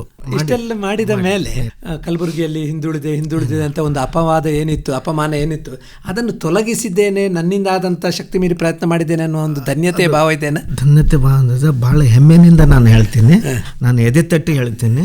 ಹೌದು, ನಾನು ಕಲಬುರಗಿಗೋಸ್ಕರ ಏನಾದರೂ ಮಾಡಿದ್ದೀನಿ ಒಂದು ಒಳ್ಳೇದಕ್ಕಂತಂದರೆ ಈ ಒಂದು ಇನ್ಫ್ರಾಸ್ಟ್ರಕ್ಚರು ಕಲಬುರಗಿ ಜನಕ್ಕೆ ಯಾವಾಗಲೂ ನನ್ನ ಹೆಸರು ನೆನಪಿಡುವಂಥ ಕೆಲಸ ನಾನು ಮಾಡಿದ್ದೀನಿ. ಅಷ್ಟು ನನಗೆ ನೆಮ್ಮದಿನೂ ಸಿಕ್ಕಿದೆ ಅಂತ ಭಾವಿಸ್ತೇನೆ. ವ್ಯಾಪಾರ ಧರ್ಮವನ್ನು ಇಟ್ಟುಕೊಂಡು ಒಂದು ಭಾಗದ ಅಭಿವೃದ್ಧಿಗೆ ಚಿಂತನೆ ಮಾಡಿದ್ದು ಬಹಳ ಮುಖ್ಯ. ವ್ಯಾಪಾರಕ್ಕಿಂತ ಹೆಚ್ಚಿಗೆ ನಾನು ಅಭಿವೃದ್ಧಿಗೆ ಚಿಂತನೆ ಮಾಡಿರೋದು. ಹೌದು, ಅದು ಇವತ್ತು ನಾನು ಹೇಳೋದು ಬೇಕಾಗಿಲ್ಲ, ನನ್ನ ಜನನೇ ಹೇಳ್ತಾರೆ. ಹೌದು, ಮೈಲಾಪುರ ಅವರು, ಇಷ್ಟೆಲ್ಲ ನೀವು ಯಶಸ್ಸು ಹೊಂದಬೇಕಾದ್ರೆ ನನಗೆ ಅನಿಸ್ತದೆ ನೀವೊಂದು ದೊಡ್ಡ ಗೆಳೆಯರ ಗುಂಪು, ಒಂದು ಪ್ರೀತಿಯ ಬಳಗವನ್ನು ಕೂಡ ಕಟ್ಟಿಕೊಂಡಿರೋದು ಸಾಕ್ಷಿ ಅಲ್ವಾ? ಅದು ಸೋಬತ್ ಕಾಸರ್ ಅಂತಾರೆ. ಹೌದು, ಒಳ್ಳೆ ಜನರ ಸಂಪರ್ಕನಲ್ಲಿ ನಾವು ಕೆಲಸ ಮಾಡಿದರೆ ಒಳ್ಳೆಯದೇ ಅದಕ್ಕೆ ಪ್ರಾಡಕ್ಟ್ ಬರುತ್ತೆ. ಸೊ ತುಂಬ ಒಂದು ಒಳ್ಳೆಯ ಸಂಗತಿ. ಇವತ್ತು ಎಲ್ಲ ಗುಣಮಟ್ಟದ ನನಗೆ ಇವತ್ತು ರಾಘವೇಂದ್ರ ಮೈಲಾಪುರ ಇವರು ಗುರ್ತಿಲ್ಲ ಅಂತ ಪರಿಸ್ಥಿತಿ ಇಲ್ಲ. ಸೊ ಎಲ್ಲರ ಅವರು ನಮಗೆ ಕೈ ಜೋಡಿಸ್ಲಿಕ್ಕೆ ಏನದು ಇಲ್ಲ, ಇವನು ತಲೆಯಲ್ಲಿ ಬಂದರೆ ಇವನು ಮಾಡ್ತಾನೆ ಅಂತೇಳಿ ಅವರು ಕೂಡ ಪ್ರೇರಣೆ ಮಾಡ್ತಾರೆ. ಅವರು ಕೂಡ ತಮ್ಮ ಸಲಹೆ ಸೂಚನೆ ಕೊಟ್ಟು ಅವ್ರ ಕೈನಿಂದ ಆಗಿಲ್ಲ ಅಂದ್ರೂ ಇದು ನಿನ್ನ ಕೈಲಾಗುತ್ತೆ ಮಾಡು ಅಂತ ಹೇಳಿದ್ದಾರೆ. ಸೊ ಆ ಒಂದು ನಿಟ್ಟಿನಲ್ಲಿ ಕೂಡ ನಾನು ತುಂಬ ಕೆಲಸ, ಎಲ್ಲದರಲ್ಲೂ ಕೂಡ ರಾಘವೇಂದ್ರ ಮೈಲಾಪುರ ಅವರು ಒಂದು ಆದರ್ಶ. ಒಂದು ಅವಿಭಕ್ತ ಕುಟುಂಬ, ಅಣ್ಣ ತಮ್ಮಂದ್ರೆ ಒಟ್ಟಿಗೆ ಜೀವನ ಮಾಡೋದು. ಈಗ ಒಟ್ಟು ಮನೆಯಲ್ಲಿ ಎಷ್ಟು ಮಂದಿ ಇದ್ದೀರಿ ಸರ್? ಒಟ್ಟಿಗೆ ನಾವು ಒಂದು 20 ಜನ ಆಗುತ್ತೆ ಈಗ ಮನೆಯಲ್ಲಿ. ಇದು ಬಹಳ ಅಪರೂಪವಾಗಿರ್ತಕ್ಕಂಥ ಈಗಿನ ಕಾಲಮಾನದಲ್ಲಿ. ಮಕ್ಕಳು ಎಲ್ಲ ಅಪರೂಪ ಅಂತ ಏನಿಲ್ಲ, ಅದು ಒಂದು ದೇವರ ಒಂದು ದೊಡ್ಡ ಆಶೀರ್ವಾದ. ಹಿರಿಯರ ಒಂದು ಸಂಪ್ರದಾಯವನ್ನ ಮುಂದುವರಿಸಿಕೊಂಡು ಬರುವಂತ. ಈಗ ಇಷ್ಟು ದೊಡ್ಡ ಹೊಣೆಗಾರಿಕೆ ಜವಾಬ್ದಾರಿಯನ್ನು ನಿರ್ವಹಿಸ್ತಾ ಇದ್ರಿ, ಬೆಳಗಿನಿಂದ ಸಂಜೆವರೆಗೆ ನೀವು ಯಾವತ್ತೂ ಕೂಡ ಒಂದಲ್ಲೊಂದು ಆಲೋಚನೆಯಲ್ಲಿ ಕೆಲಸದಲ್ಲಿ ನಿರತರಾಗುತ್ತಿರುವಂಥವ್ರು. ನಿಮ್ಮ ಕುಟುಂಬದಲ್ಲಿ ನಿಮ್ಮ ಶ್ರೀಮತಿಯವರು, ನಿಮ್ಮ ಮಗ ಹೇಗೆ ಇದಕ್ಕೆ ನೆರವಾಗ್ತಾ ಇದ್ದಾರೆ? ನಿಮ್ಮ ಶ್ರೀಮತಿ ಹೆಸರೇನು? ಶ್ರೀಮತಿ ಹೆಸರು ವೀಣಾ ಮೈಲಾಪುರ, ಮಗನ ಹೆಸರು ಕುನಾಲ್. ಒಬ್ಬನೇ ಮಗ? ಒಬ್ಬನೇ ಮಗ. ನಿಮ್ಮ ಎಲ್ಲ ಕೆಲಸ ಕಾರ್ಯಗಳು ಬೆನ್ನೆಲುಬಾಗಿ ನಿಲ್ತಾನೆ? ನಮ್ಗಿಂತ ಒಂದು ಕೈ ಮುಂದೆ ಹೋಗ್ತಾ ಇದ್ದಾರೆ. ಎಲ್ಲ ನಮ್ಮ ಮಕ್ಕಳು ಮೀರಿಸುವ ಮಗ, ಅಪ್ಪನ ಮೀರಿಸುವ ಮಗ. ಇವನ್ ನಮ್ಮ ಸೋದರ ಮಕ್ಕಳು, ನಾವೆಲ್ಲ ಒಟ್ಟಿಗೆ. ಅವರು ಎಲ್ಲರೂ ತಮ್ಮ ಒಂದು ಛಾಪ ಇಟ್ಟಿದ್ದಾರೆ. ಈಗ ಅವರು ಒಂದೊಂದು ಪ್ಲಾಟ್ಫಾರ್ಮ್ನಲ್ಲಿ ಎಲ್ಲ ಕೆಲಸ ಮಾಡ್ತಾ ಇದ್ದಾರೆ. ಅವರಿಗೆ ತುಂಬ ಈಗ ಹೋಟೆಲ್ ಇಂಡಸ್ಟ್ರಿ ಇದೆ, ಅವನು ಒಂದು ಹೋಟೆಲ್ ಮ್ಯಾನೇಜ್ಮೆಂಟ್ ಮಾಡಿ ಎಲ್ಲರಿಗೆ ಹಂಚಿಕೊಂಡು ಕೆಲಸವನ್ನು ಮಾಡ್ತಾರೆ. ಈಗ ನಿಮ್ಮ ಶ್ರೀಮತಿಯವರು ವೀಣಾ ಅವರು ನಿಮ್ಮ ಕೆಲಸದಲ್ಲಿ ಏನಾದರೂ ಭಾಗಿಯಾಗ್ತಾರ? ನಿಮಗೆ ಸಹಾಯ ಹಸ್ತವನ್ನು ಮಾರ್ಗದರ್ಶನ ಕೊಡ್ತಾರ? ಅವರು ನಮಗೆ ಸಹಿಸ್ಕೊಂಡ್ರೆ ಅದೇ ಒಂದು ದೊಡ್ಡ ಭಾಗಿ. ನೀವೆಲ್ಲ ಒಳ್ಳೆ ಕೆಲಸ ಮಾಡುವಾಗ ಬೆನ್ನೆಲುಬಾಗಿ ನಿಲ್ತಾರೆ, ಅದಕ್ಕೆ ಬೆನ್ನ ಹಿಂದಿನ ಶಕ್ತಿ ಅವರು ಅಂತಾರೆ. ರಾತ್ರಿ ಹಗಲು ನೀವು ನಿಮ್ಮ ಕೆಲಸ ನೋಡಿ ಅವರು ಕೂಡ ಎಲ್ಲ ಪ್ರಿಯನತೆ ಇದ್ದಾರೆ. ಸೊ ಅವ್ರದ್ದೊಂದು ದೊಡ್ಡ ಸಹಯೋಗ ಅಂದರೆ ಈ ಎಲ್ಲ ಕೆಲಸ ಮಾಡಲಿಕ್ಕೆ ಒಂದು ಅನುಕೂಲ, ಶಕ್ತಿಯನ್ನು ತುಂಬ್ತಾರೆ, ಮತ್ತೆ ತಾಳ್ಕೊಳ್ತಾರೆ ಎಲ್ಲದಕ್ಕೆ ಹೆಚ್ಚಿಗೆ. ಒಳ್ಳೆ ಕೆಲಸವನ್ನು ಮಾಡುವಾಗ, ಒಂದು ಭಾಗಕ್ಕೆ ಅಭಿವೃದ್ಧಿಯನ್ನು ಮಾಡುವಾಗ ಸಹಿಸಲೇಬೇಕಾಗ್ತದೆ, ಮತ್ತೆ ಶಕ್ತಿಯನ್ನು ತುಂಬಬೇಕಾಗ್ತದೆ. ಮೈಲಾಪುರ ಅವರು, ಈಗ ನಿಮ್ಮ ಜೀವನದಲ್ಲಿ ನಾನು ಇನ್ನೂ ಇಂಥ ಕೆಲಸ ಬಾಕಿ ಇದೆ ಅಲ್ಲ ಕಲಬುರಗಿಗೆ ಮಾಡುವುದಂತ, ಅಂಥದ್ದು ಏನಾದರೂ ಕನಸುಗಳಿದೆ? ಸರ್ ಇದೆ ಸರ್, ಇನ್ನೂ ನಡೀತಾ ಇದೆ. ದೇವರ ಒಂದು ಆಶೀರ್ವಾದನೆ ಇನ್ನೂ ಚಿಂತನೆ ಇದೆ. ಇಲ್ಲ ಸಾಕಷ್ಟು ಇನ್ಫ್ರಾಸ್ಟ್ರಕ್ಚರ್ ಇನ್ನೂ ಬೇಕು, ಡೆವಲಪ್ಮೆಂಟ್. ಇವತ್ತು ಕನ್ವೆನ್ಷನ್ ಸೆಂಟರ್ ಇಲ್ಲ ಒಳ್ಳೆಯದು, ಹೌದು, ಒಳ್ಳೆ ಎಕ್ಸಿಬಿಷನ್ ಸೆಂಟರ್ಸ್ ಇಲ್ಲ. ಇವೆಲ್ಲ ನನ್ನ ಕನಸುಗಳು, ಮುಂದಿನ ಫ್ಯೂಚರ್ ಅಭಿವೃದ್ಧಿನಲ್ಲಿ ಇದೆ, ಯೋಜನೆಯಲ್ಲಿ ಕೂಡ ಇದೆ. ಅವರು ಸರ್ಕಾರ ಎಷ್ಟು ಮಾಡುತ್ತೆ ಅದರದ್ದು ಒಂದು ಭಾಗ ನಾವು ಕೂಡ, ನಮ್ಮ ವ್ಯಾಪಾರಸ್ಥರು ಕೂಡ ಅದಕ್ಕೆ ಭಾಗಿಯಾಗುತ್ತೆ. ಈಗ ಇಂಟರ್ನ್ಯಾಷನಲ್ ಕ್ರೀಡಾಂಗಣ ಬಂತು, ಅದಕ್ಕೆ ಏನ್ ಬೇಕು, ಮತ್ತೆ ಒಳ್ಳೆ ಇನ್ಫ್ರಾಸ್ಟ್ರಕ್ಚರ್ ಬೇಕು, ಹೋಟೆಲ್ ಇಂಡಸ್ಟ್ರಿ ಒಳ್ಳೇದು ಬೇಕು, ಅದಕ್ಕೆ ಬೇರೆ ಬೇರೆ ಕ್ರೀಡೆಗಳು ನಡೆಯುವಾಗ ಅವರಿಗೆ ಉಳ್ಕೊಳ್ಳಿಕ್ಕೆ ವ್ಯವಸ್ಥೆ, ಇವೆಲ್ಲ ಮತ್ತೆ ಮತ್ತೆ ವ್ಯಾಪಾರವರೆಗೆ ಬರೋದು. ಸೊ ಅದರಲ್ಲಿ ನಮ್ಮಲ್ಲಿ ಯಾರು ಅದಕ್ಕೆ ಸ್ಫೂರ್ತಿ ಇರುತ್ತೆ ಅವ್ರಿಗೆ ಕೂಡ ನಾವು ಎಂಕರೇಜ್ ಮಾಡೋದು. ಈ ನಮ್ಮ ಅನಿಸಿಕೆಗಳು ಕೂಡ, ನಮ್ಮ ಇದೇನು ಐಡಿಯಾಸ್ ಇದೆ ಅವ್ರಿಗೆ ಕೂಡ ಹಂಚಿ, ಮತ್ತೆ ಕಲಬುರಗಿ ಇನ್ನೂ ಎತ್ತರ ಮಟ್ಟಿನಲ್ಲಿ ಬೆಳಿಬೇಕು. ಸೊ ಆ ಚಿಂತನೆ ಯಾವಾಗಲೂ ಇದೆ, ರೆಡಿ ಆಗಿ. ಕಲಬುರಗಿ ವಿಷನ್ 2050 ಅಂತ ಏನು ಕನಸು ಹೊತ್ತ ಕೆಲಸ ಆಗ್ತಾ ಇದೆ ಸರ್ಕಾರದಲ್ಲಿ, ಅದಕ್ಕೆ ನಾವು ಕೂಡ ಸ್ಪಂದನೆಯನ್ನು ಮಾಡ್ತಾ ಇದ್ದೀವಿ, ಮಾಡಬೇಕು, ಆ ಚಿಂತನೆ ಮಾಡ್ತಾ ಇದ್ದೀವಿ. ಮೈಲಾಪುರ ಅವರೇ, ನಿಮ್ಮ ಮಾತನ್ನು ನಮ್ಮ ಕೇಳುಗರು ಕೇಳ್ತಾ ಇದ್ದಾರೆ, ಅವರಿಗೆ ನೀವು ಏನು ಹೇಳಲಿಕ್ಕೆ ಇಚ್ಛೆ ಪಡ್ತೀರಿ? ಸಾವಿರಾರು ಮಂದಿ ನಿಮ್ಮ ಮಾತನ್ನು ಕೇಳ್ತಾ ಇದ್ದಾರೆ. ನಮ್ಮ ಉದ್ಯಮ ಜೀವನ, ನಾವು ಒಂದು ಕಲ್ತಿದ್ದೆ, ಕಾಯಕವೇ ಕೈಲಾಸ, ಬಸವಣ್ಣನವರ ನಿಟ್ಟು. ದುಡಿಬೇಕು, ಬೆಳವಣಿಗೆ, ಜನರಿಗೆ ಬೆಳೆಸ್ಬೇಕು. ಇದು ನಾವು ಬರೀ ದುಡಿಮೋದಲ್ಲ, ಜನರಿಗೆ ಬೆಳೆಸೋಂಥ ಕೆಲಸ ನಾವು ಮಾಡಿದರೆ ನಮಗೆ ಆ ದೇವರು ತಾನಾಗೇ ಬೆಳೆಸ್ತಾನೆ. ಅಂದರೆ ಅಭಿವೃದ್ಧಿಯಲ್ಲಿ ಎಲ್ಲರ ಪಾಲುದಾರಿಕೆ, ಅಭಿವೃದ್ಧಿ ಪಾಲುದಾರಿಕೆ ಆಗಬೇಕು. ನಮ್ಮ ಏರಿಯಾಕ್ಕೆ, ನಮ್ಮ ಇದಕ್ಕೆ, ನಮ್ಮ ಕಲಬುರಗಿ ಈ ಸಾಕಷ್ಟು ಜನ ನಮ್ಗೆ ಕೇಳ್ತಾರೆ, ನೀವು ಎಲ್ಲಿ ಗುಲ್ಬರ್ಗ ಬಿಟ್ಟು ಎಲ್ಲಿಯಾದರೂ ಮತ್ತೆ ನೀವು ಪ್ರಾಜೆಕ್ಟ್ ಮಾಡಿದ್ದೀರಾ, ನಾವು ಇದು ಮಾಡಿದ್ದೀರಾ, ನಾವು ಅಲ್ಲಿ. ಸೊ ನನಗೆ ಒಂದೇ ಒಂದು ತಲೆಯಲ್ಲಿ ಗಂಗೆ ಎತ್ತಿನ ಥರ ಒಂದೇ ದಿಶೆನಲ್ಲಿ ನಗೋದು. ಬರೀ ನನ್ನ ಗುಲ್ಬರ್ಗ ಅಭಿವೃದ್ಧಿ ಬಿಟ್ಟರೆ ಮತ್ತೊಂದು ವಿಚಾರ ಬರೋಂಗಿಲ್ಲ, ಬೇರೆ ಕಡೆಯಲ್ಲಿ ಆಲೋಚನೆ ಮಾಡಿಲ್ಲ. ಇನ್ನೂ ಆ ಶಕ್ತಿ ಬಂದಿಲ್ಲ. ಕಲಬುರಗಿ ಜನರಿಗೆ ಅಷ್ಟೇ ಹೇಳೋದು, ಒಳ್ಳೇದು ಕೆಲಸ ಆಗಲಿ, ಒಳ್ಳೆತನ ಇದ್ದರೆ ಆ ದೇವರು ಶಕ್ತಿ ಕೊಡ್ತಾರೆ. ಈ ಕಲಬುರಗಿ ಈ ಭಾಗದ ಜನನೂ ಶಕ್ತಿ ಕೊಡ್ತಾರೆ. ಒಳ್ಳೆಯದನ್ನು ನೋಡಲಿಕ್ಕೆ ನಾವು ಅನುವು ಮಾಡಿಕೊಡು. ತುಂಬ ಒಳ್ಳೆಯ ಮಾತು. ಯಾಕಂದರೆ ಕಾಯಕವೇ ಕೈಲಾಸ ಅನ್ನೋದು ಶರಣರ ಬಸವಣ್ಣನವರ ದೊಡ್ಡ ನುಡಿ. ಅದು ನಮ್ಮ ಕಾಯಾವಚ ಮನಸ್ಸು, ನಾವು ಅದನ್ನು ಪಾಲಿಸಿಕೊಂಡು ಬಂದರೆ ಅಭಿವೃದ್ಧಿ ಆಗ್ತೇವೆ, ನಮ್ಮ ಒಂದು ಬೆಳವಣಿಗೆನೂ ಕೂಡ ಆಗ್ತದೆ ಅನ್ನೋದು ಬಹಳ ಒಳ್ಳೆಯದು. ಮೈಲಾಪುರ ಅವರೇ, ನಿಮ್ಮಲ್ಲಿ ಮಾತಾಡ್ತಾ ಹೋದ ಹಾಗೆ ಒಂದು ಹೊಸ ಲೋಕ ಸೃಷ್ಟಿಯಾಗ್ತದೆ, ಅಭಿವೃದ್ಧಿಯ ಹೊಸ ಜಗತ್ತು ಸೃಷ್ಟಿಯಾಗ್ತದೆ. ನಿಮ್ಮ ಕಲ್ಪನೆ, ಕನಸುಗಳು, ಆಲೋಚನೆಗಳು ಎಲ್ಲವೂ ಕೂಡ ಈ ಭಾಗದ ಅಭಿವೃದ್ಧಿಗೆ ಬಹಳ ಪೂರಕವಾಗಿರ್ತಕ್ಕಂಥದ್ದು. ಆಧುನಿಕ ಕಲಬುರಗಿಯ ನಿರ್ಮಾತೃ ಎನ್ನುವ ನೆಲೆಯಲ್ಲಿ ರಾಘವೇಂದ್ರ ಮೈಲಾಪುರ ಅವರು ಇವತ್ತು ನಾಯಕತ್ವವನ್ನು ವಹಿಸಿ, ಯಾರು ಈ ನಾಡನ್ನು ಬೆಳೆಸಬೇಕು ಅಂದರೆ ನಿಮ್ಮಂಥ ನಾಯಕರು ಆ ರೀತಿಯಲ್ಲಿ ಬೆಳವಣಿಗೆಯನ್ನು ಮಾಡ್ತಾ ಕಲಬುರಗಿಗೆ ಹೆಮ್ಮೆಯನ್ನು ತರ್ತಾ ಇದ್ದೀರಿ. ಇವತ್ತಿನ ಮಾತೆ ಕಥೆಯಲ್ಲಿ ನಿಮ್ಮ ಜೀವನ ಯಾನದ ಸಂಪುಟದ ಅನ್ನು ತೆರಿತಾ ಹೋದ ಹಾಗೆ ಕಲಬುರಗಿ ಹೇಗೆ ಅಭಿವೃದ್ಧಿ ಆಯಿತು, ಯಾವ ಮಟ್ಟದಲ್ಲಿ ನಿಂತಿದೆ ಅನ್ನೋದು ಕೂಡ ಇವತ್ತು ಮನವರಿಕೆ ಆಗ್ತದೆ. ಮಾತೆ ಕಥೆಯಲ್ಲಿ ಪಾಲ್ಗೊಂಡದ್ದಕ್ಕಾಗಿ ನಿಮಗೆ ಹೃತ್ಪೂರ್ವಕ ವಂದನೆಗಳು. ಧನ್ಯವಾದ. ಧನ್ಯವಾದ sir, thank you very much.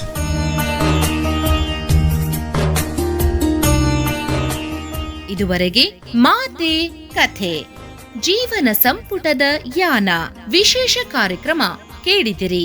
ಇಂದಿನ ಅತಿಥಿ ಹಿರಿಯ ಉದ್ಯಮಿ ಹಾಗೂ ಆಧುನಿಕ ಕಲಬುರಗಿ ನಿರ್ಮಾತೃ ರಾಘವೇಂದ್ರ ಮೈಲಾಪುರ್. ಮಾತಿನ ಮಂಟಪದಲ್ಲಿ ಜೊತೆಯಾದವರು ಡಾಕ್ಟರ್ ಸದಾನಂದ್ ಪೆರ್ಲಾ.